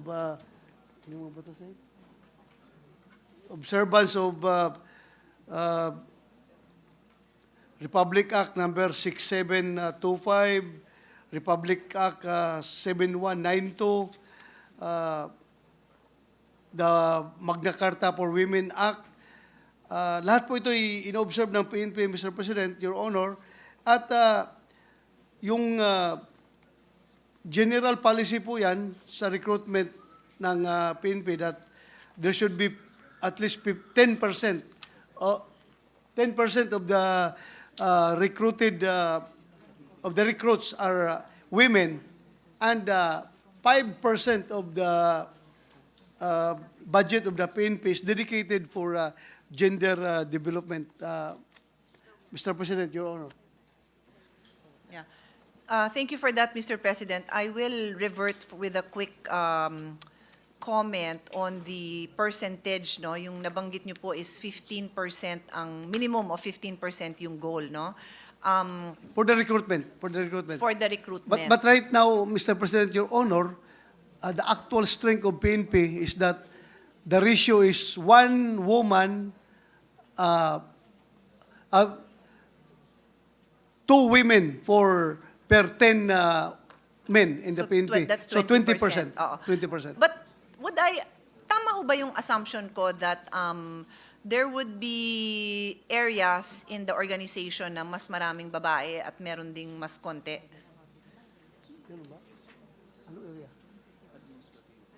Yes, Mr. President, Your Honor, particularly on the area of administrative services, Okay. mas maraming babae doon Okay. kaysa lalaki. How about health? Kasi Health kung marami also. kayong nurse, chances are mas maraming babae. Marami ding nurse na lalaki, but chances are mas malaki ang, di ba, no? Yes, Okay. So, you're let's correct. accept that there are areas that naturally inclined ang kababaihan doon. Maybe because since childhood, they were, yung mindset nila is administrative work, no? So may mga accountant dyan, may mga bookkeeper, whatever. And then sa health din, madalas pumapasok dyan as nurses. I have no issue with that. But again, we want to ensure that all areas, so that's the clear answer I want to hear, all areas, unless it's a hazard to a woman, and I also respect and understand that because like in the airline industry, I'm not sure after what month of pregnancy, tatanggalin ka na sa duty mo as a flight attendant, no? And that's for the safety of the woman. So I am very conscious of that, and I would want to make sure that PNP takes into consideration the special biological functions of a woman. But on that note, meron ding efforts to ensure that may opportunity din ang mga babae to enter all fields. Yes, Mr. President. First of all, I would like to answer regarding the issue on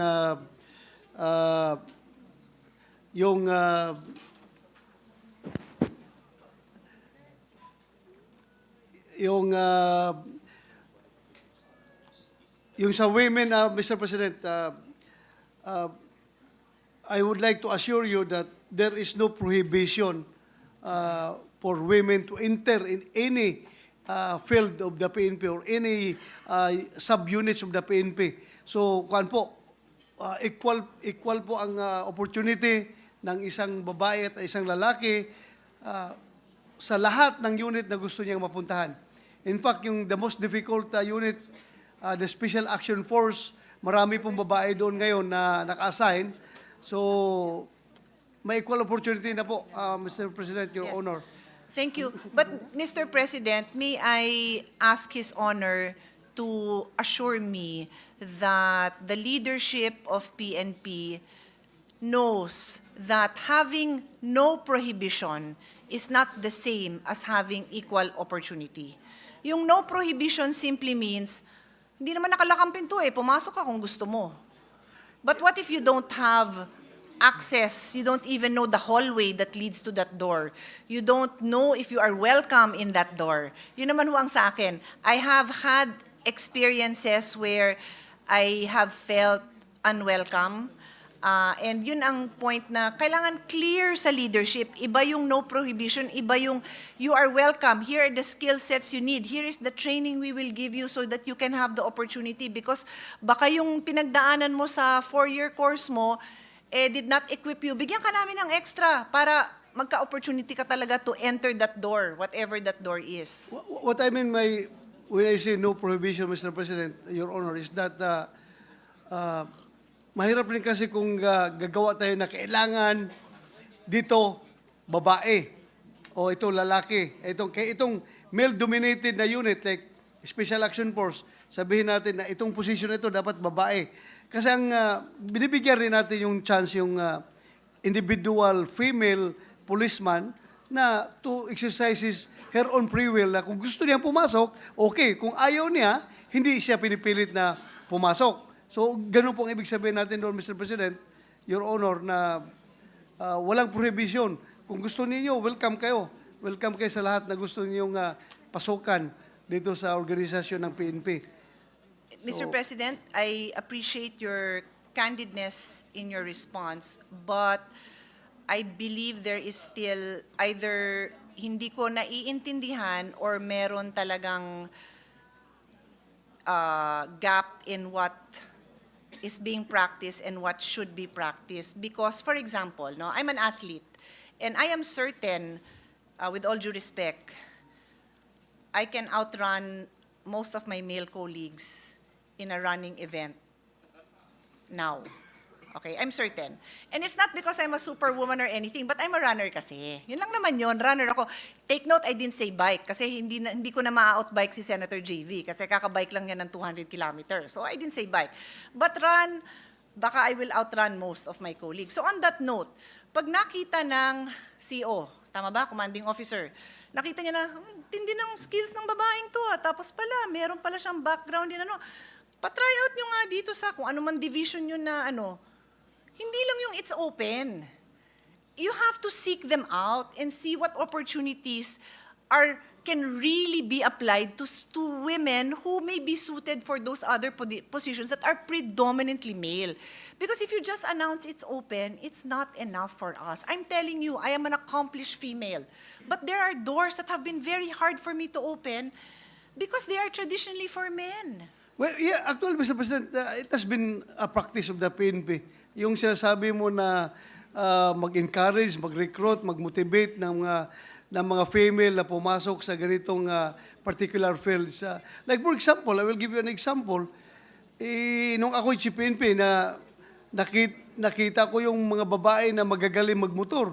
Sabihan ko siya, uy, why don't you join the highway patrol That's group? what I wanted to hear, Mr. President. Yeah, magaling ka That's magmotor. the example. Yun, we're done. I'm done. I'm ready to move on with the next question. That's all I needed to hear, Mr. Yes, President. kasi ang gusto naman talaga natin, maximum and optimized utilization of resources. Exactly. So, kailangan gamitin natin yung kanilang special skill. So may I ask for your picture with a female motorcycle PNP plastered all over the PNP offices? That is now going to be the reminder that look out for these women with these particular skills and invite them like what you said. Uy, magaling yan, sumama ka. That's what I wanted to hear. That's all. I'm really happy with that response. Thank you, Mr. And that's why I President. know, sabi ko, teka, hindi lang tayo nagkakaintindihan because I know the sponsor, Mr. President. I know him to be the kind of person who will look for these opportunities. But I wanted to elicit that response so that the whole PNP organization will hear this. And this debate that we're having will go on record for eternity. Ito yung hinahanap ko. Yes, Thank you Mr. for that, President. Mr. Your Honor. President. So, I will end actually by just saying, yun lang, Mr. President. Thank you. I will end by simply saying that the committee I chair, Sustainable Development, Innovation, and Futures Thinking, I want that embedded in the culture and in the institution. And the only way it can happen, Mr. President, is that meron kayong offices who are in charge of this. Why is sustainability and futures thinking so important? His Honor will recall that on a few occasions, we have had the discussion on what will the future challenges be on peace and order. We've had this discussion, remember? Ano ba ang nagiging cause ng mga problema natin? Na ngayon, may petty thefts tayo dahil nanakawin yung cellphone para mabenta kasi gutom ang pamilya. Malamang yun, di ba? Baka naman drug addict din talaga yun na kahit na may pagkain yung pamilya niya, drug addict siya, bibili pala siya ng drugs, no? Hindi pala pagkain para sa pamilya niya. But why do these crimes happen? The example I'll give is scarcity of water. So that is a security issue. Di ba, napag-usapan natin yan. Security issues of the future, lack of food, lack of water, including our problems with West Philippine Seas because that's a source. Sabi nyo nga, resources. Diyan nanggagaling yung isda natin. So, I want the future problems that the PNP will face to be embedded in their thinking and in their planning. What kind of crimes do you foresee in 10 years, in 20 years, in 30 years? How do you equip your police force for that? Now, it's very possible that maybe, a lot of the women, for that matter, maybe a lot of men, ang mas may skill sa whether it's IT or itong futures thinking practice would be the one to prepare PNP for that future. So, babalik ako dun sa unang tanong ko na ano yung systematized representation na gusto nyo that will ensure strategized delivery of service in order to promote general welfare, institute safeguards, and other mechanisms to eliminate graft and corruption, etc., etc. Babalik din ako doon. So, maybe at the proper time, I will be happy to make those proposals, but I would appreciate it very much if the leadership in PNP would already be, you can already assure me that they are open to all of this, to really be addressing the problems of the future by way of having a possible futures thinking team, which, by the way, this representation has included in already a number of departments in the Philippine government. We have a futures thinking and sustainable office in the following: DepEd, DOH, NEDA. So I think it should also be part of the PNP institution, Mr. President. Yes, Mr. President, Your Honor, the PNP is open to that idea. Yeah. And it is a welcome idea to the PNP. Yes. Our chairman of the Committee on Basic Ed and of course our head of our EDCOM committee reminded me that we have a budget in every state, university, and college. It's a futures thinking budget. So I can also ask PNP to go to any state university and partner with them. And for that matter, meron din ang DAP. And you can send people there to be educated on futures thinking. You can partner with these SUCs for research on what you should be preparing for. And let's, again, maximize our resources, Mr. President. I end on that note, Mr. President. I, of course, support this measure and whatever we can do to strengthen our PNP and provide the support that our institution needs to do their job at their best possible, in the best possible way. Thank you, Mr. President. Thank you, Mr. President, Your Honor. Maraming salamat. Thank you very much, Yes. Majority Leader. Yes, Mr. President. Mr. President, there being no member who wishes to interpolate, I move that we close the period of interpellations and debate. So move, Mr. President. Congratulations to our dear sponsor for a job well done and for the patience of everyone, including the members who interpolated. There being no objection, motion is approved. Mr. President, before I move for a minute suspension, Mr. President, may I just take the opportunity to acknowledge some guests of this representation, our GIP interns from the great province of Bulacan. They represent all the towns of Bulacan who are here today. May I be allowed, Mr. President, to acknowledge all of them this evening. Thank you very much, Mr. Welcome President. to the Senate. Welcome to the Senate. Thank you very much. GRPO? GIP, Mr. President, the Government Internship GIP. Program of DOLE, Mr. President. Government Internship Program. Yes, Mr. President. Thank you, Mr. President. May I ask for a minute suspension, Mr. President? Session suspended for a minute.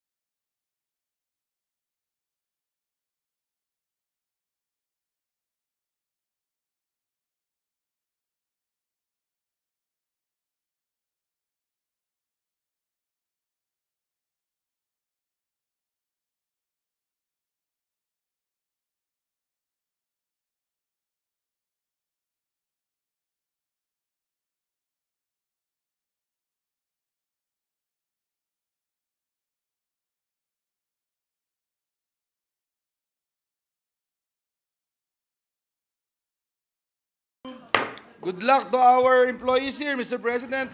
Mr. President, I move that we suspend consideration of Senate Bill number 2449. So move, Mr. President. There being no objection, motion is approved. Mr. President, second to the last item that we're going to tackle today is the resumption of the consideration of Senate Bill number 2386 under Committee Report number 99. This is the Real Property Valuation and Assessment Act. I so move, Mr. President. There being no objection, motion is Mr. approved. President, the parliamentary status of the measure is that we are in the period of interpellations and debate. With that, I move to resume the period of interpellation and recognize the sponsor, Senator Sherwin Gatchalian, and to continue with this interpellation, Senator Coco Pimentel.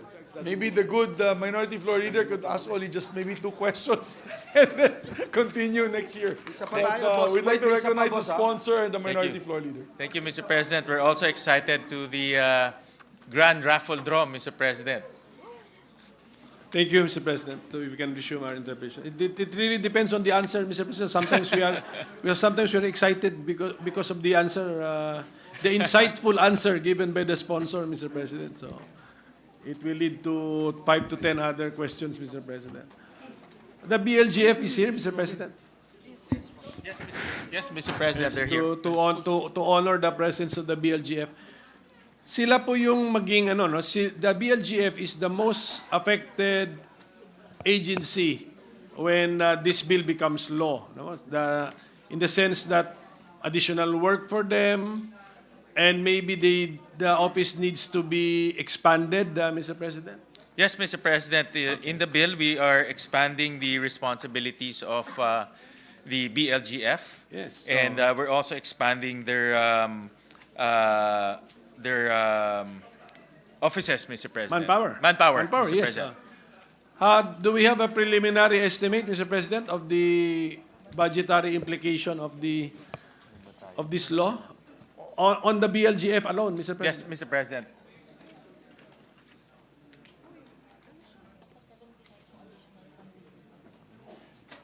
BLGF, 79 people. Mr. President, they will be adding 79 people in the main office, Mr. President, just to handle the new role of the schedule of updating of the schedule of market values, Mr. President.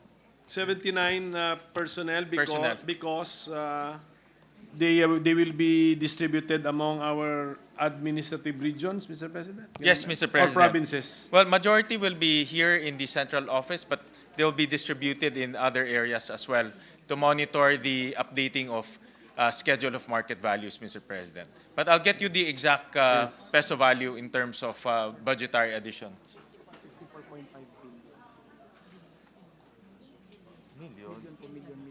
They'll be adding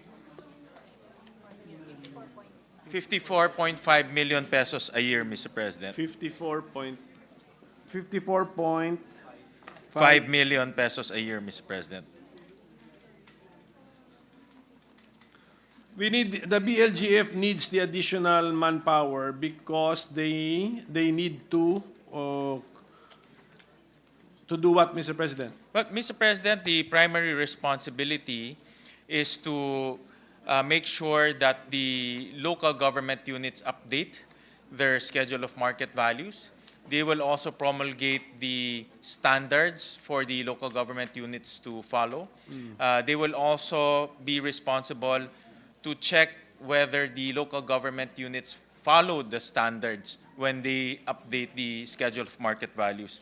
We also created consultative bodies, Mr. President, in which the BLGF will participate in, Mr. President. So there'll be a consultative body for the national scale, and then there'll be a consultative body for the regional scale, Mr. President.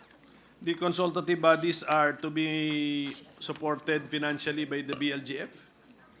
Maintained by the BLGF, Mr. President?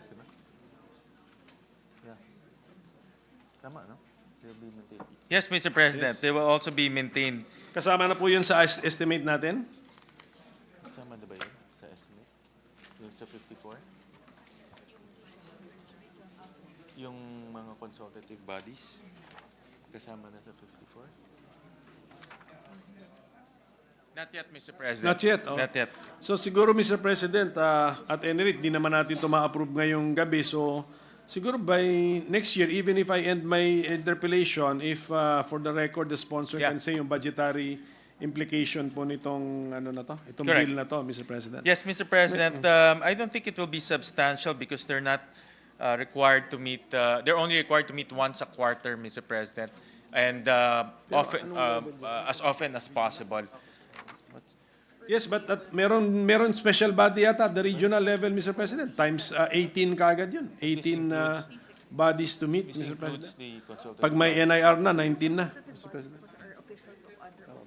Yeah, but does it include here? Pag-convene sila? Yeah. Well, Mr. President, the 54 million is for the personnel, but we'll give you the exact number for the convening of the consultative body, Mr. President. So the cost, I can see that the cost is mostly when they convene, for example, logistical requirements, of course, secretariat responsibilities. So we'll get you the exact number, Mr. President, for that. So when the expanded BLGF is already in place, Mr. President, sino ba ang ifa-follow up or imo-monitor or isusupervise nitong BLGF personnel natin? Would it be the assessors? Would it be the sanggunian? Would it be the local chief executive, Mr. President? The local chief executive and the assessors, Mr. President, because the actual updating will be conducted by the assessor's office, Mr. President. But since the assessors report to the local chief executive, it will also be the local chief executive that they will be interacting with, Mr. President.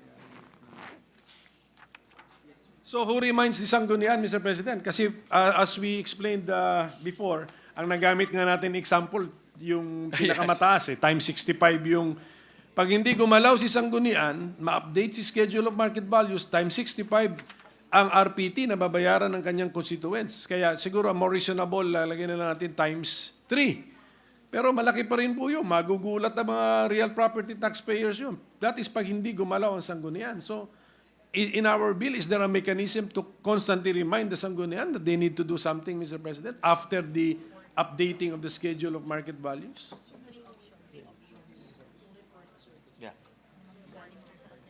Well, Mr. President, in the law, it's also the BLGF's responsibility to follow the procedure as prescribed in the law. That includes the enactment of the corresponding ordinances from the sanggunian, That's Mr. why I President. asked earlier, Mr. Yeah. President. So kasama si sanggunian, medyo i-remind ng BLGF personnel. Yes. Well, the first step, Mr. President, is the assessor. So regardless if the sanggunian will enact an ordinance using the new schedule of market values, the assessor needs to update it every 3 years so it's attuned to the market prices. Now, on the enactment of the revenue code, which contains the assessment level and the tax levels, the sanggunians are mandated also to enact that. And the BLGF will also be monitoring and also interacting with the sanggunians and the mayor for the enactment of that ordinance, Mr. President. Si assessor, Mr. President, ang assessor ang gagawa ng schedule of market values natin. Tama? Yes, Mr. President. It's the assessors. It's the assessors. That's why, Mr. President, in the bill, we're also expanding the assessor's office because during the hearing, that was the request of the local government units that if this will be conducted every 3 years, they also need to expand their capability, Mr. President. Assessment levels, yung percentage na yon, are done by the sanggunian through an ordinance. Done by the sanggunian, but the basis of which, Mr. President, is the tax impact study that the assessor will submit to the sanggunian, Mr. President. Pero the final determination ng actual percentages. Pero limited po ito ng This is limited by the local government code. Yes, correct. A range is given, Mr. President? Yes, Mr. President. So depending on what the local government wants to achieve, for example, they want a status quo RPT due or tax due, they can, the assessor can recommend what will be the appropriate assessment level and tax levels, Mr. Who President. heads the BLGF, Mr. President? Right now, What is the rank? What is the the rank or position or? ASEC, no? Ano siya, ASEC? A director. It's headed by an executive director, with the rank of Director 4, Mr. President. And then the BLGF is found in what department, Mr. President? In Department of Finance, Mr. So President. DOF siya. So DOF. Very critical. Very critical kasi. Yes, very critical, Mr. Very President. critical. Since we are changing a lot of things, Mr. President, actually we are overhauling as an established system already, Mr. President. So very critical ngayon yung, are we, aside from expanding the manpower of BLGF, are we reorganizing the office? Of BLGF, Mr. Yes. President? Just additional manpower, Mr. Yun President. lang nga. Okay. Yes. So yung kind of hierarchy and decision In fact, making depends on one person sa dulo, the executive director. Correct, Mr. President. Is the decision of the executive director reviewable by the Secretary of Finance? Based on the law, yes, Mr. President. They can be reviewed by the DOF Secretary. So the Secretary of Finance reviews the decision of the executive director of the BLGF, and then all schedule of market values are considered only as proposals because they also need, all of these need to be approved by the Secretary of Finance. The approval will be limited to the compliance to the standard, Mr. President. So they will not, the Secretary of Finance will not approve on the values, but rather whether the local government units follow the standards as prescribed by the BLGF, Mr. President. Sabi natin po, assessor ang involved dito sa schedule of market value. So standards lang pala ito. So yung mismong amounts, kailan po lalabas yun? Yung mga mismong amounts po. Pag pinapare nila yung schedule of market values, Mr. President, there's a standard that they have to follow. And those standards are methodologies. For example, I saw the Philippine valuation standards. For example, information gathering, the methodology to gather information, what type of data, and then what type of methodology in order to come up with a valuation. So those are the standards that will be promulgated by the BLGF. And the assessor Na. will follow those standards Okay. to come up with a number, with an Okay. scheduled market value. So the approval of the BLGF executive director and also the Secretary of Finance will be limited to whether they follow the standards or not. But as to the exact value, the Secretary of Finance will not approve the value, Mr. But the President. Secretary of Finance will be looking at the values. Then sasabihin lang niya na, I see something fishy with the values. You did not follow the international standards. Ganun ba? Well, Mr. President, in the law, we limited it to the standards, Mr. President. So the values, the values should not be the ultimate decision-making point. The decision-making point is whether they follow the standards or not, Mr. President. Because on paper, Mr. President, I can always claim I follow the standards. How will the Secretary of Finance know that if we did or if we really followed or not? You have to look at our output, Mr. President, and the output are values, Mr. President. Well, Mr. President, the output are values, but they're also the method on reaching that output, Mr. President, is what we are standardizing, Mr. President. So, how will this work? Kasi all the while, yun po yung naisip ko na the Secretary of Finance will be overworked kung dadaanan talaga niya yung values. So, nobody goes over the values, Mr. President. Yes, Mr. President, that's quite voluminous. Yeah, the values. no one will go over the values. The values, the SMV, the schedules are finalized by the assessor. Yes, Mr. President. And Yes. no one reviews the values. No one reviews the values. Okay. It's only the methodology that the BLGF reviews, Mr. President.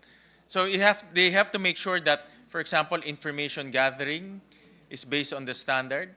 For example, the data that they will be used is based on the standards. So Mr. when will we know that the schedule of market values are the ones to be observed already? who gives now the go signal na yan ang yung sundin natin? Mr. President, once the standards are followed, then the Secretary of Finance ultimately will approve that schedule of market value, Mr. President. The amounts. The amounts, Mr. President. So, darating din natin sa Secretary of Finance yung amounts. But the consideration, Mr. President, will not be only be the amounts. The consideration will be the standards, Mr. President. The proof of the pudding kasi is in the amounts, Mr. President. I get your... Di ba, I can always claim, no, yes, sir, we collected all the data. Ito yung amounts. And so, tama ang understanding ko, the Secretary of Finance will also review the amounts. Well, Mr. President, I see your point, Mr. President, but the schedule of market values for all local government units is quite voluminous. No? Every street, every area, every barangay will have their own market value. So physically, it's going to be impossible for the Secretary of Finance to review each and every value, Mr. President. Di ba ang isang purpose po nito that even the BIR will use the schedule of market values? Yes, Mr. President. So who will now say, at what point in time will we say na ito na yung at play na schedule of market values when it is published by the assessor? Yes, it will be published, Mr. President. Yun na yun. Yes, Mr. President. No one reviewed the values to be published by the assessor. The in the bill, Mr. President, they will submit it to the BLGF regional, so they will review the standards, and then they will submit it to the Secretary of Finance to also look at the standards, Mr. President. Even right now, Mr. President, in the local government, the BLGF and the Secretary of Finance, they don't review the market value. They only prescribe the standards, Mr. President, and they only prescribe the time frame in which the local government units should update their schedule of market values, Mr. So that's President. the rule now. That's already being observed now. Yes, Mr. President. So why do we need this law, Mr. President? Well, Mr. President, we need these laws because the schedule of market values now will be in the hands of the assessor, and it will not require an ordinance anymore, Mr. President. So what will be left to the local government units will be the assessed value and the tax rate. Because right now, the schedule of market values are passed by ordinance? Yes, Mr. President. It's also passed So- by ordinance. Isn't that a better system, Mr. President? Ilang mata yung nagre-review? Well, Mr. President, what happens is because of political considerations, most often than not, the schedule of market values are not being updated. Even though the assessor updates it because of the local government code, but it's not approved by the Sanggunian, Mr. President. Then that's my point, Mr. President. Kaya nga, the assessor will update it, will file a report na I followed the international evaluation standards, na-convince ang reviewing authorities like the executive director of the BLGF and then the Secretary of Finance, but they will not look at the values, di ba? Kasi doon sila titingin sa report eh. Yes. That, yes, sir, we followed international evaluation standards. Then wala nang naging non-political yung entire process. Wala na pong titingin sa values. Pag hindi kumilos si Sanggunian, times 3 ang RPT. Well, Mr. President, that's where the Sanggunian needs to enact an ordinance to lower down the assessment levels as well as the tax rates. Because there are two other variables that they control. And they can Kaya lower nga. it down all the way to Yeah. 1%, Mr. President. We made one part non-political kasi sabi natin ayaw natin ng involvement ng mga politiko.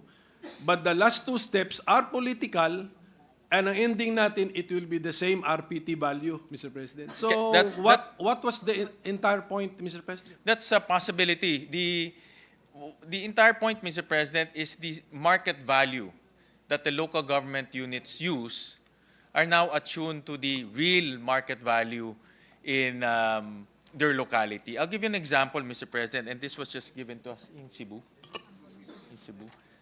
It was given to us by BLGF, and I was actually quite surprised. And I'll flash it on the screen, Mr. President. Cebu, the last time they updated their schedule of market value is 2003, Mr. President.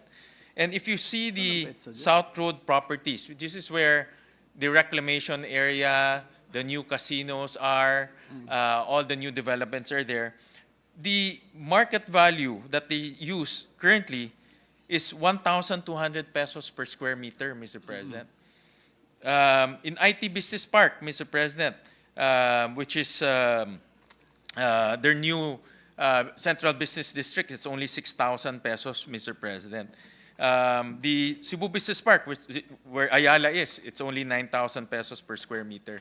The proposed SMV is actually what the Cebu local government proposed to increase, Mr. President. So my point of the matter is, there's really big discrepancy between what the local governments are using right now and what the real market value is existing or prevailing in that area. Right now, Mr. President, right now, present state of the law, who can raise the SMB values, Mr. President? The process will be the assessors will update they call it fair market value right now, the fair market value, and then the Sanggunian will approve it. Kaya kung gusto ng sanggunian, kaya nilang pataasin. Kung gusto ho nila, kaya nila ho. Ngayon, sa ating bill, kung gusto rin ng sanggunian, pwede rin niyang i-retain si level ng RPT, Mr. President. Pwede. So, ang point ko, Mr. President, si IT Park, kahit ginawa mong 200,000 yan, the sanggunian is still empowered and has the mechanics to do it, that the RPT will not increase, even if the SMB becomes 200,000 per Correct, square meter. Mr. President. But they have to lower down the Correct. assessment Yes. level. Assessment level plus maybe the tax rate. Yes, Mr. So Mr. they can do President. it. They can do it, Okay. Mr. President. Ngayon, they can do it if you want to increase it, but after the bill, if the bill becomes law, they can still do it, that we will not feel anything. The taxpayers will not feel Yes, anything. Mr. President. That's a possible scenario, Mr. President. A highly possible scenario, Mr. And President. then now, yung mga national agencies which want updated market values, they can do it. The agencies who want... Like BIR, they can do it, right? Na yung yung valuation na ginagamit nila for transactions to tax the transaction are so-called updated market values. Zonal also. valuation. Yes. Which in theory are the latest. In theory, yes. Yes, in Yes. theory are the latest market values. Yes, Mr. President. So it can be done, it has been done, and it is being done. Yes, Mr. President. So, baka maglalaro lang po tayo rito, Mr. President, na what's the point? I mean, we will now update the SMB for the local government units, but they will do actions so that the RPT will not increase. But then, yung updated SMB, we use the justification that other agencies will do it, will use them, which they can also do now on their own, Mr. President. BIR is only one agency out of the 23, Mr. President. I'll give you an example, Mr. President. DPWH, when they do right-of-way expropriations, they gather information. No? And one of the critical information that they use is the tax declaration of the property owner. And typically, the tax declaration will have very low fair market value in their local government unit. So in other words, that's where the inconsistency will happen, because the prevailing market value will be higher, no? And that's what the landowner will demand, but the tax declaration will be low. So that's what the government will demand, and that's where the debate comes in, and of course it prolongs the whole process. Under present law, can the real property owner improve the amount in his tax declaration? By his own, Mr. On his President? own? Yung assessor po kasi nagko-compute. So based po siya dun sa ordinance. By his own, Mr. President, he cannot, because it needs an ordinance to increase it, Mr. President. Mr. President, money in yan eh. I don't think the LGU will object. That's true, Mr. President. I mean, kasi ang ginamit natin reason, Mr. President, is parang to protect the real property owner in case of expropriation. But at the same time, pag RPT mo yan, mag-i-increase, Mr. President. So, I get your point, Mr. President. I see the good point of the Minority Leader, Mr. President. Yes, ang gusto ko sabihin, Mr. President, if the real property owner wants to take care of his or her own interest, there is a way, I think, to reflect the true value or the better value of his or her property in the in the tax declaration, Mr. President. Well, Mr. President, a taxpayer, I don't believe that our taxpayers here will go to their local government units and declare the actual market value. And even though he does, Mr. President, he needs an ordinance to do it. No? Yeah, because is that the position of the sponsor? yeah, You cannot. because the legal basis for he's paying already the his RPT will be affected, di ba, Mr. President? Yes. By, But Mr. President, the legal basis for the assessor to charge him will be that ordinance, Mr. President.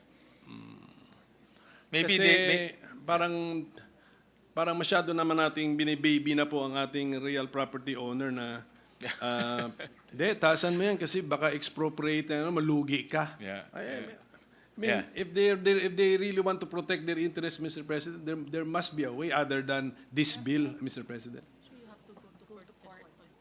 Yeah. Tsaka gano'n ba kadalas po yung expropriation, Mr. President? Well, Kailangan apektuhan natin lahat.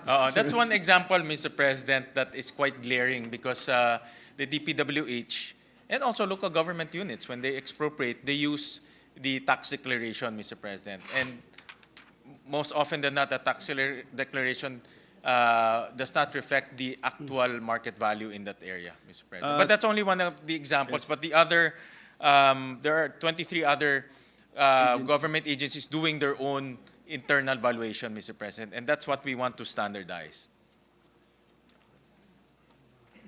Can we not do it, Mr. President, administratively? Na national government agencies or the other agencies na wag lang yung local government units, Mr. President. Can it not be done administratively? For BIR, Mr. President, it's in the tax code. But for the other agencies, Mr. President, they will still need the most basic market information, and the local government units are the ones in the best position to determine what is the local prevailing prices in their locality, Mr. President. Sige, but yeah. Maybe before the minority leader seeks a clear position on that point, baka we can appeal to the gentleman. Yes. Two gentlemen. Parang tayo na lang naiwan dito sa building. Opo, Mr. President. Siguro nga, I will appeal to the sponsor if he will also give me time to research on tax declaration, Mr. President. So I will be refreshed. And then, ano ba yung topic natin before we were interrupted by the Senate President? I think, Mr. Sorry, President, Mr. Senate President. Malapit na rin po ako mag-dual citizenship. Mr. the President. valuation of the other agencies, Mr. President. The valuation of the other agencies. Limutan ko tuloy. Done by administrative action, Mr. President. Yes, sige. With that, Mr. President, siguro with the permission of our sponsor, we will pursue this in January, Mr. President. Okay, anyway, Mr. President, nalimutan ko yung next point. Sorry for that, Mr. President. With the permission of our sponsor, gano'n na lang po siguro, Yes, Mr. President. Yes, but at least we have established some points Concepts. tonight, or concepts tonight, Mr. President.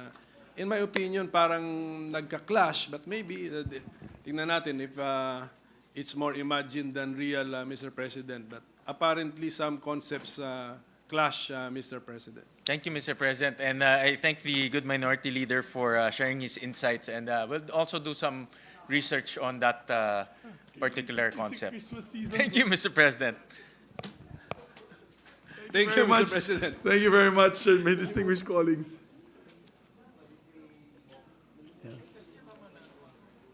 Actually, to hasten the proceedings, Majority Leader, my closing speech, I can move this up to January and make it the opening speech, reporting the year that has passed. Tama? Para makauwi na tayo maaga. Okay? Okay, very good. Para sa mga staff natin dito. Ay, saan yung Christmas message dito? Mr. President, I move that we suspend consideration of Senate Bill number 2386. So move, Mr. President. There being no objection, motion is approved. Mr. President, I move that we transfer from the calendar for ordinary business to the calendar for special orders, Committee Report number 187 on Senate Bill number 2514. This bill pertains to the Philippine National Games Act. So move, Mr. President. There being no objection, motion is approved. Mr. President, I move that we consider Senate Bill number 2514 under Committee Report number 187 and with the permission of the body, let the Secretary read the title of the measure, Mr. President. Yes.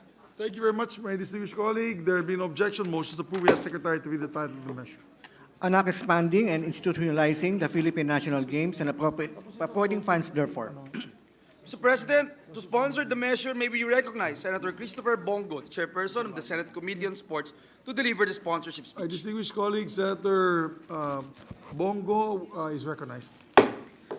Mr. President, since it is the opening of the Philippine National Games on Sunday, December 12, 2023, Mr. President, Article 14, Section 19 of the 1987 Constitution mandates the state to promote physical education and encourage sports programs, league competitions, and amateur sports, including training for international competitions to foster self-discipline, teamwork, and excellence for the development of a healthy and alert citizenry. In view of this, the state should endeavor to develop programs and trainings that will encourage its citizens to participate in sports and other physical fitness programs. According to study, 80% agree that exercise and physical fitness help improve mental health. Lalong-lalo na po sa panahon ng pandemya, marami talagang naapektuhan sa mental health at nakakatulong po ang physical fitness, exercise, and sports na to improve our mental health. Mr. President, as chairman of the Committee on Sports and the Committee on Health and Demography, our efforts to promote sports and physical fitness are always anchored on our mission to make our citizens healthy and fit. At the same time, Mr. President, our initiatives are rooted in our endeavor to continue the campaign against illegal drugs. Patuloy ang ating pag-engganyo sa mga kabataan to get into sports and stay away from drugs, and of course, to keep us healthy and fit. Aside from these noble efforts, it is high time that we support a genuine, comprehensive national grassroots sports program which serves as the country's premier national sports competition and venue for the nationwide talent search for identifying and developing outstanding athletes who have the potential to excel in various sports and place the country at the forefront of international sports competitions. Usually po dito nakikita sa grassroots level yung mga potential athletes natin. In the government's pursuit of to execute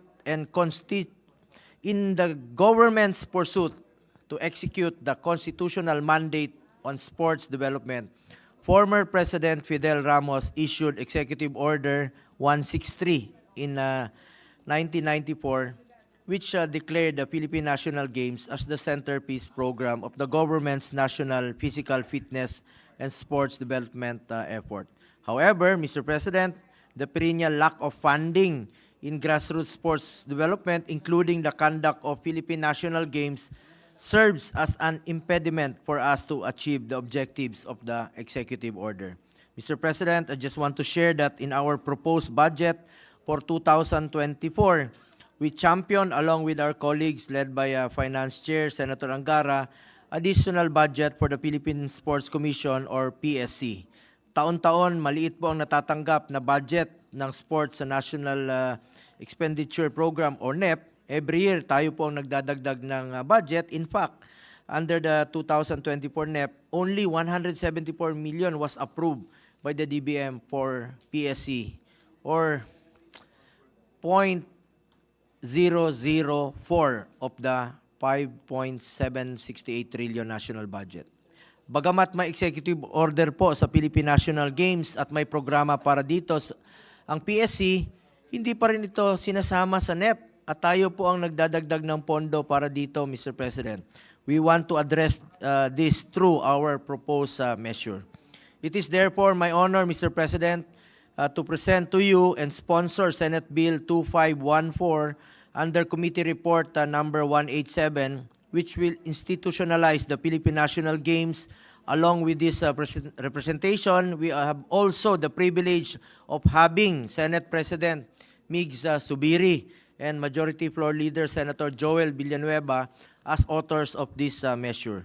This bill aims to provide a structure for a truly integrated and comprehensive national sports program linking grassroots sports promotion to elite sports development and encourage all local government units to promote the development of sports in the countryside, covering all barangays, towns, municipalities, cities, and provinces. The Philippine National Games, or PNG, will also harness the vast potential of Filipinos in discovering and development potential athletes in various sports who could form part of our national pool of athletes and excel in international sports competition. The bill also encourages and assists various national sports associations in promoting their respective sports at the grassroots level, providing the necessary linkages with local government units. Under this bill, the PNG shall be composed of a competition on sports for regular athletes and a competition on sports designed for para-athletes or those athletes with disabilities. It shall be held once every 2 years and shall be participated in by athletes and para-athletes from different provinces, highly urbanized cities, and independent component cities of the country. Provinces, in collaboration with component cities and municipalities under their jurisdiction, may form and send their delegations to the qualifying competitions and thereafter to the national championship competition of the PNG. The sporting events that will be competed in at the PNG shall be determined by the PNG Coordinating Committee and should be aligned with the sporting events participated in by the Philippines in international sports competitions. The PNG Coordinating Committee, which is chaired by the PSC and co-chaired by the Department of Interior and Local Government, shall formulate plans, policies, and guidelines that shall govern the conduct of the PNG, including the selection of the host and schedule of the PNG and the promotion of the PNG to ensure multi-sectoral support. Lastly, Mr. President, we included an appropriations provision which states that the amount necessary for the implementation of the PNG shall be included in the budget of the Philippine Sports Commission in the annual General Appropriations Act. We hope that this will be an assurance that the PNG will be supported by the government even at the budget preparation level. Dapat po may pondo po ito at hindi lang po umasa sa Kongreso yung paglalaan po ng pondo sa mga PNG. Mr. President, dear colleagues, maganda pong maisabatas na ito para magkaroon tayo ng kompetisyon na magiging plataforma ng aspiring national athletes at masiguro natin ang pagbibigay ng priority ng gobyerno sa kompetisyon na ito. With this proposed measure, the focus on strengthening grassroots sports program, improving physical education, and nurturing youth who may bring honor to the nation can be further realized. Maipapakita po natin ang ating dedikasyon at pagtutok sa pagbuo ng mas magandang kinabukasan para sa ating mga kabataan. It is for this reason that I seek this chamber's support for the passage of this measure. Thank you, Mr. President, and I hope our Senate President is also very supportive of this measure. Thank you, Mr. President. Thank you, absolutely, Your Honor. Thank you, Mr. President. To also, just not to prolong matters, my co-sponsorship speech, Majority Leader, will just insert it to the records. Yes, Mr. Of this President, measure. together with this representation and I believe Senator Estrada, Mr. President. Yes, inserted and into the record. since that being the last item on the agenda, there's an unwritten rule when you're about to celebrate Christmas, the Christmas break, that the one who has the last item on the agenda must add to the raffle prizes tonight Yes. during the Christmas party. Yes. He's nodding, he's approving. He's asking, name your price, Mr. President. He said, name your price. Mr. President, at this juncture, I move that we suspend consideration of Senate Bill number 2514. I so move, Mr. President. There being no objection, motion is approved. And just for the record, I'll no longer deliver my closing remarks. We'll just do it during the opening day. And Then I will do mine, Mr. President. I'm just kidding, we Mr. can President. do it on the opening day on January 22. So, Yeah, Mr. President, may I move that we dispense with the reading of the journals of the 37th session, Monday, December 11, 2023, and 38th session, Tuesday, December 12, 2023, and consider the same as approved. So move, Mr. there President. being no objection, motion is approved. Mr. President,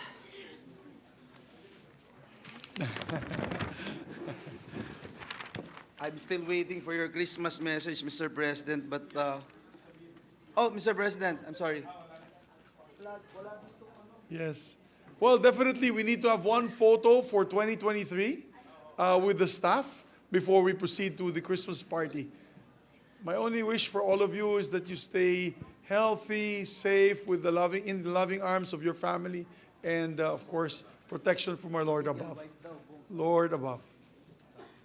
Mr. President, before we adjourn, may I remind our colleagues that there is a standing resolution, resolution number 21, entitled Resolution Authorizing All Regular Standing Committees, Oversight Committees, and Special Committees of the Senate to conduct hearing, meetings, and consultations during every recess of the Senate to have continuity in the process of passing pending proposed legislations and to conduct investigations on issues of national interest to aid in crafting relevant legislation.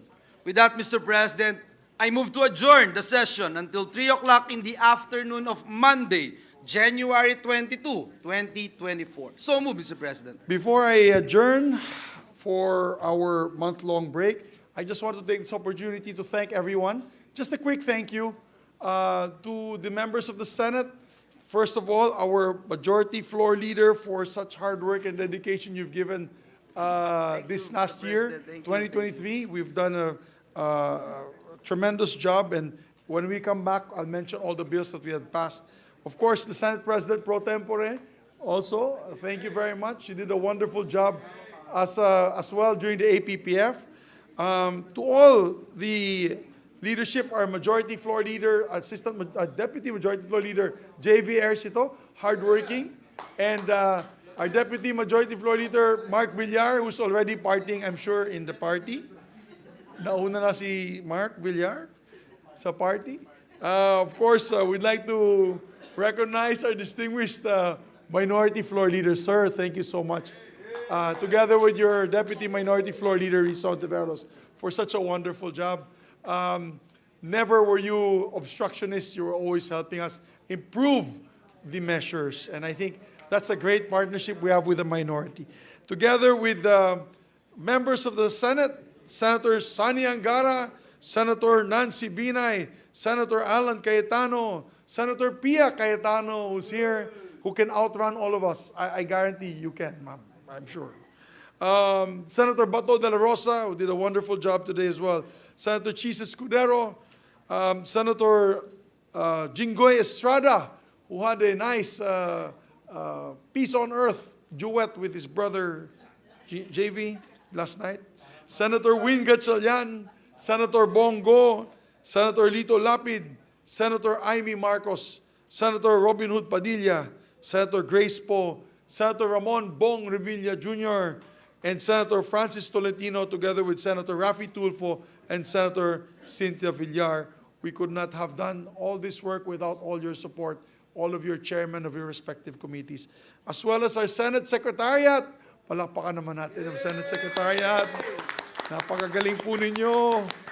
We could not have done this, of course, headed by Secretary Ray Bantug, and all the staff of the senators who did a wonderful job. So I just want to thank all of you for all the hard work and dedication. You've made the Senate very relevant in this time of need by our people. And also, I'd like to mention that I think this year we've had record-breaking Senate performance in almost all surveys that are being commissioned. So, job well done, everyone. So with that, there being no other matters to discuss for this year, again, I wish you all a safe, wonderful, and happy Christmas with your family. Don't forget that we're celebrating the birthday of our Lord Jesus Christ. Sometimes we forget. We only wait for the gifts, and we only wait for the parties and the happy times. Let's just remember that it's the Lord Christ's birthday. So, the risen Lord. There being no other items to discuss, there being no objection to the motion of the Majority Floor Leader, the session is adjourned until 3 o'clock in the afternoon, Monday, January 22, 2024. Have a wonderful season, everyone. Mabuhay si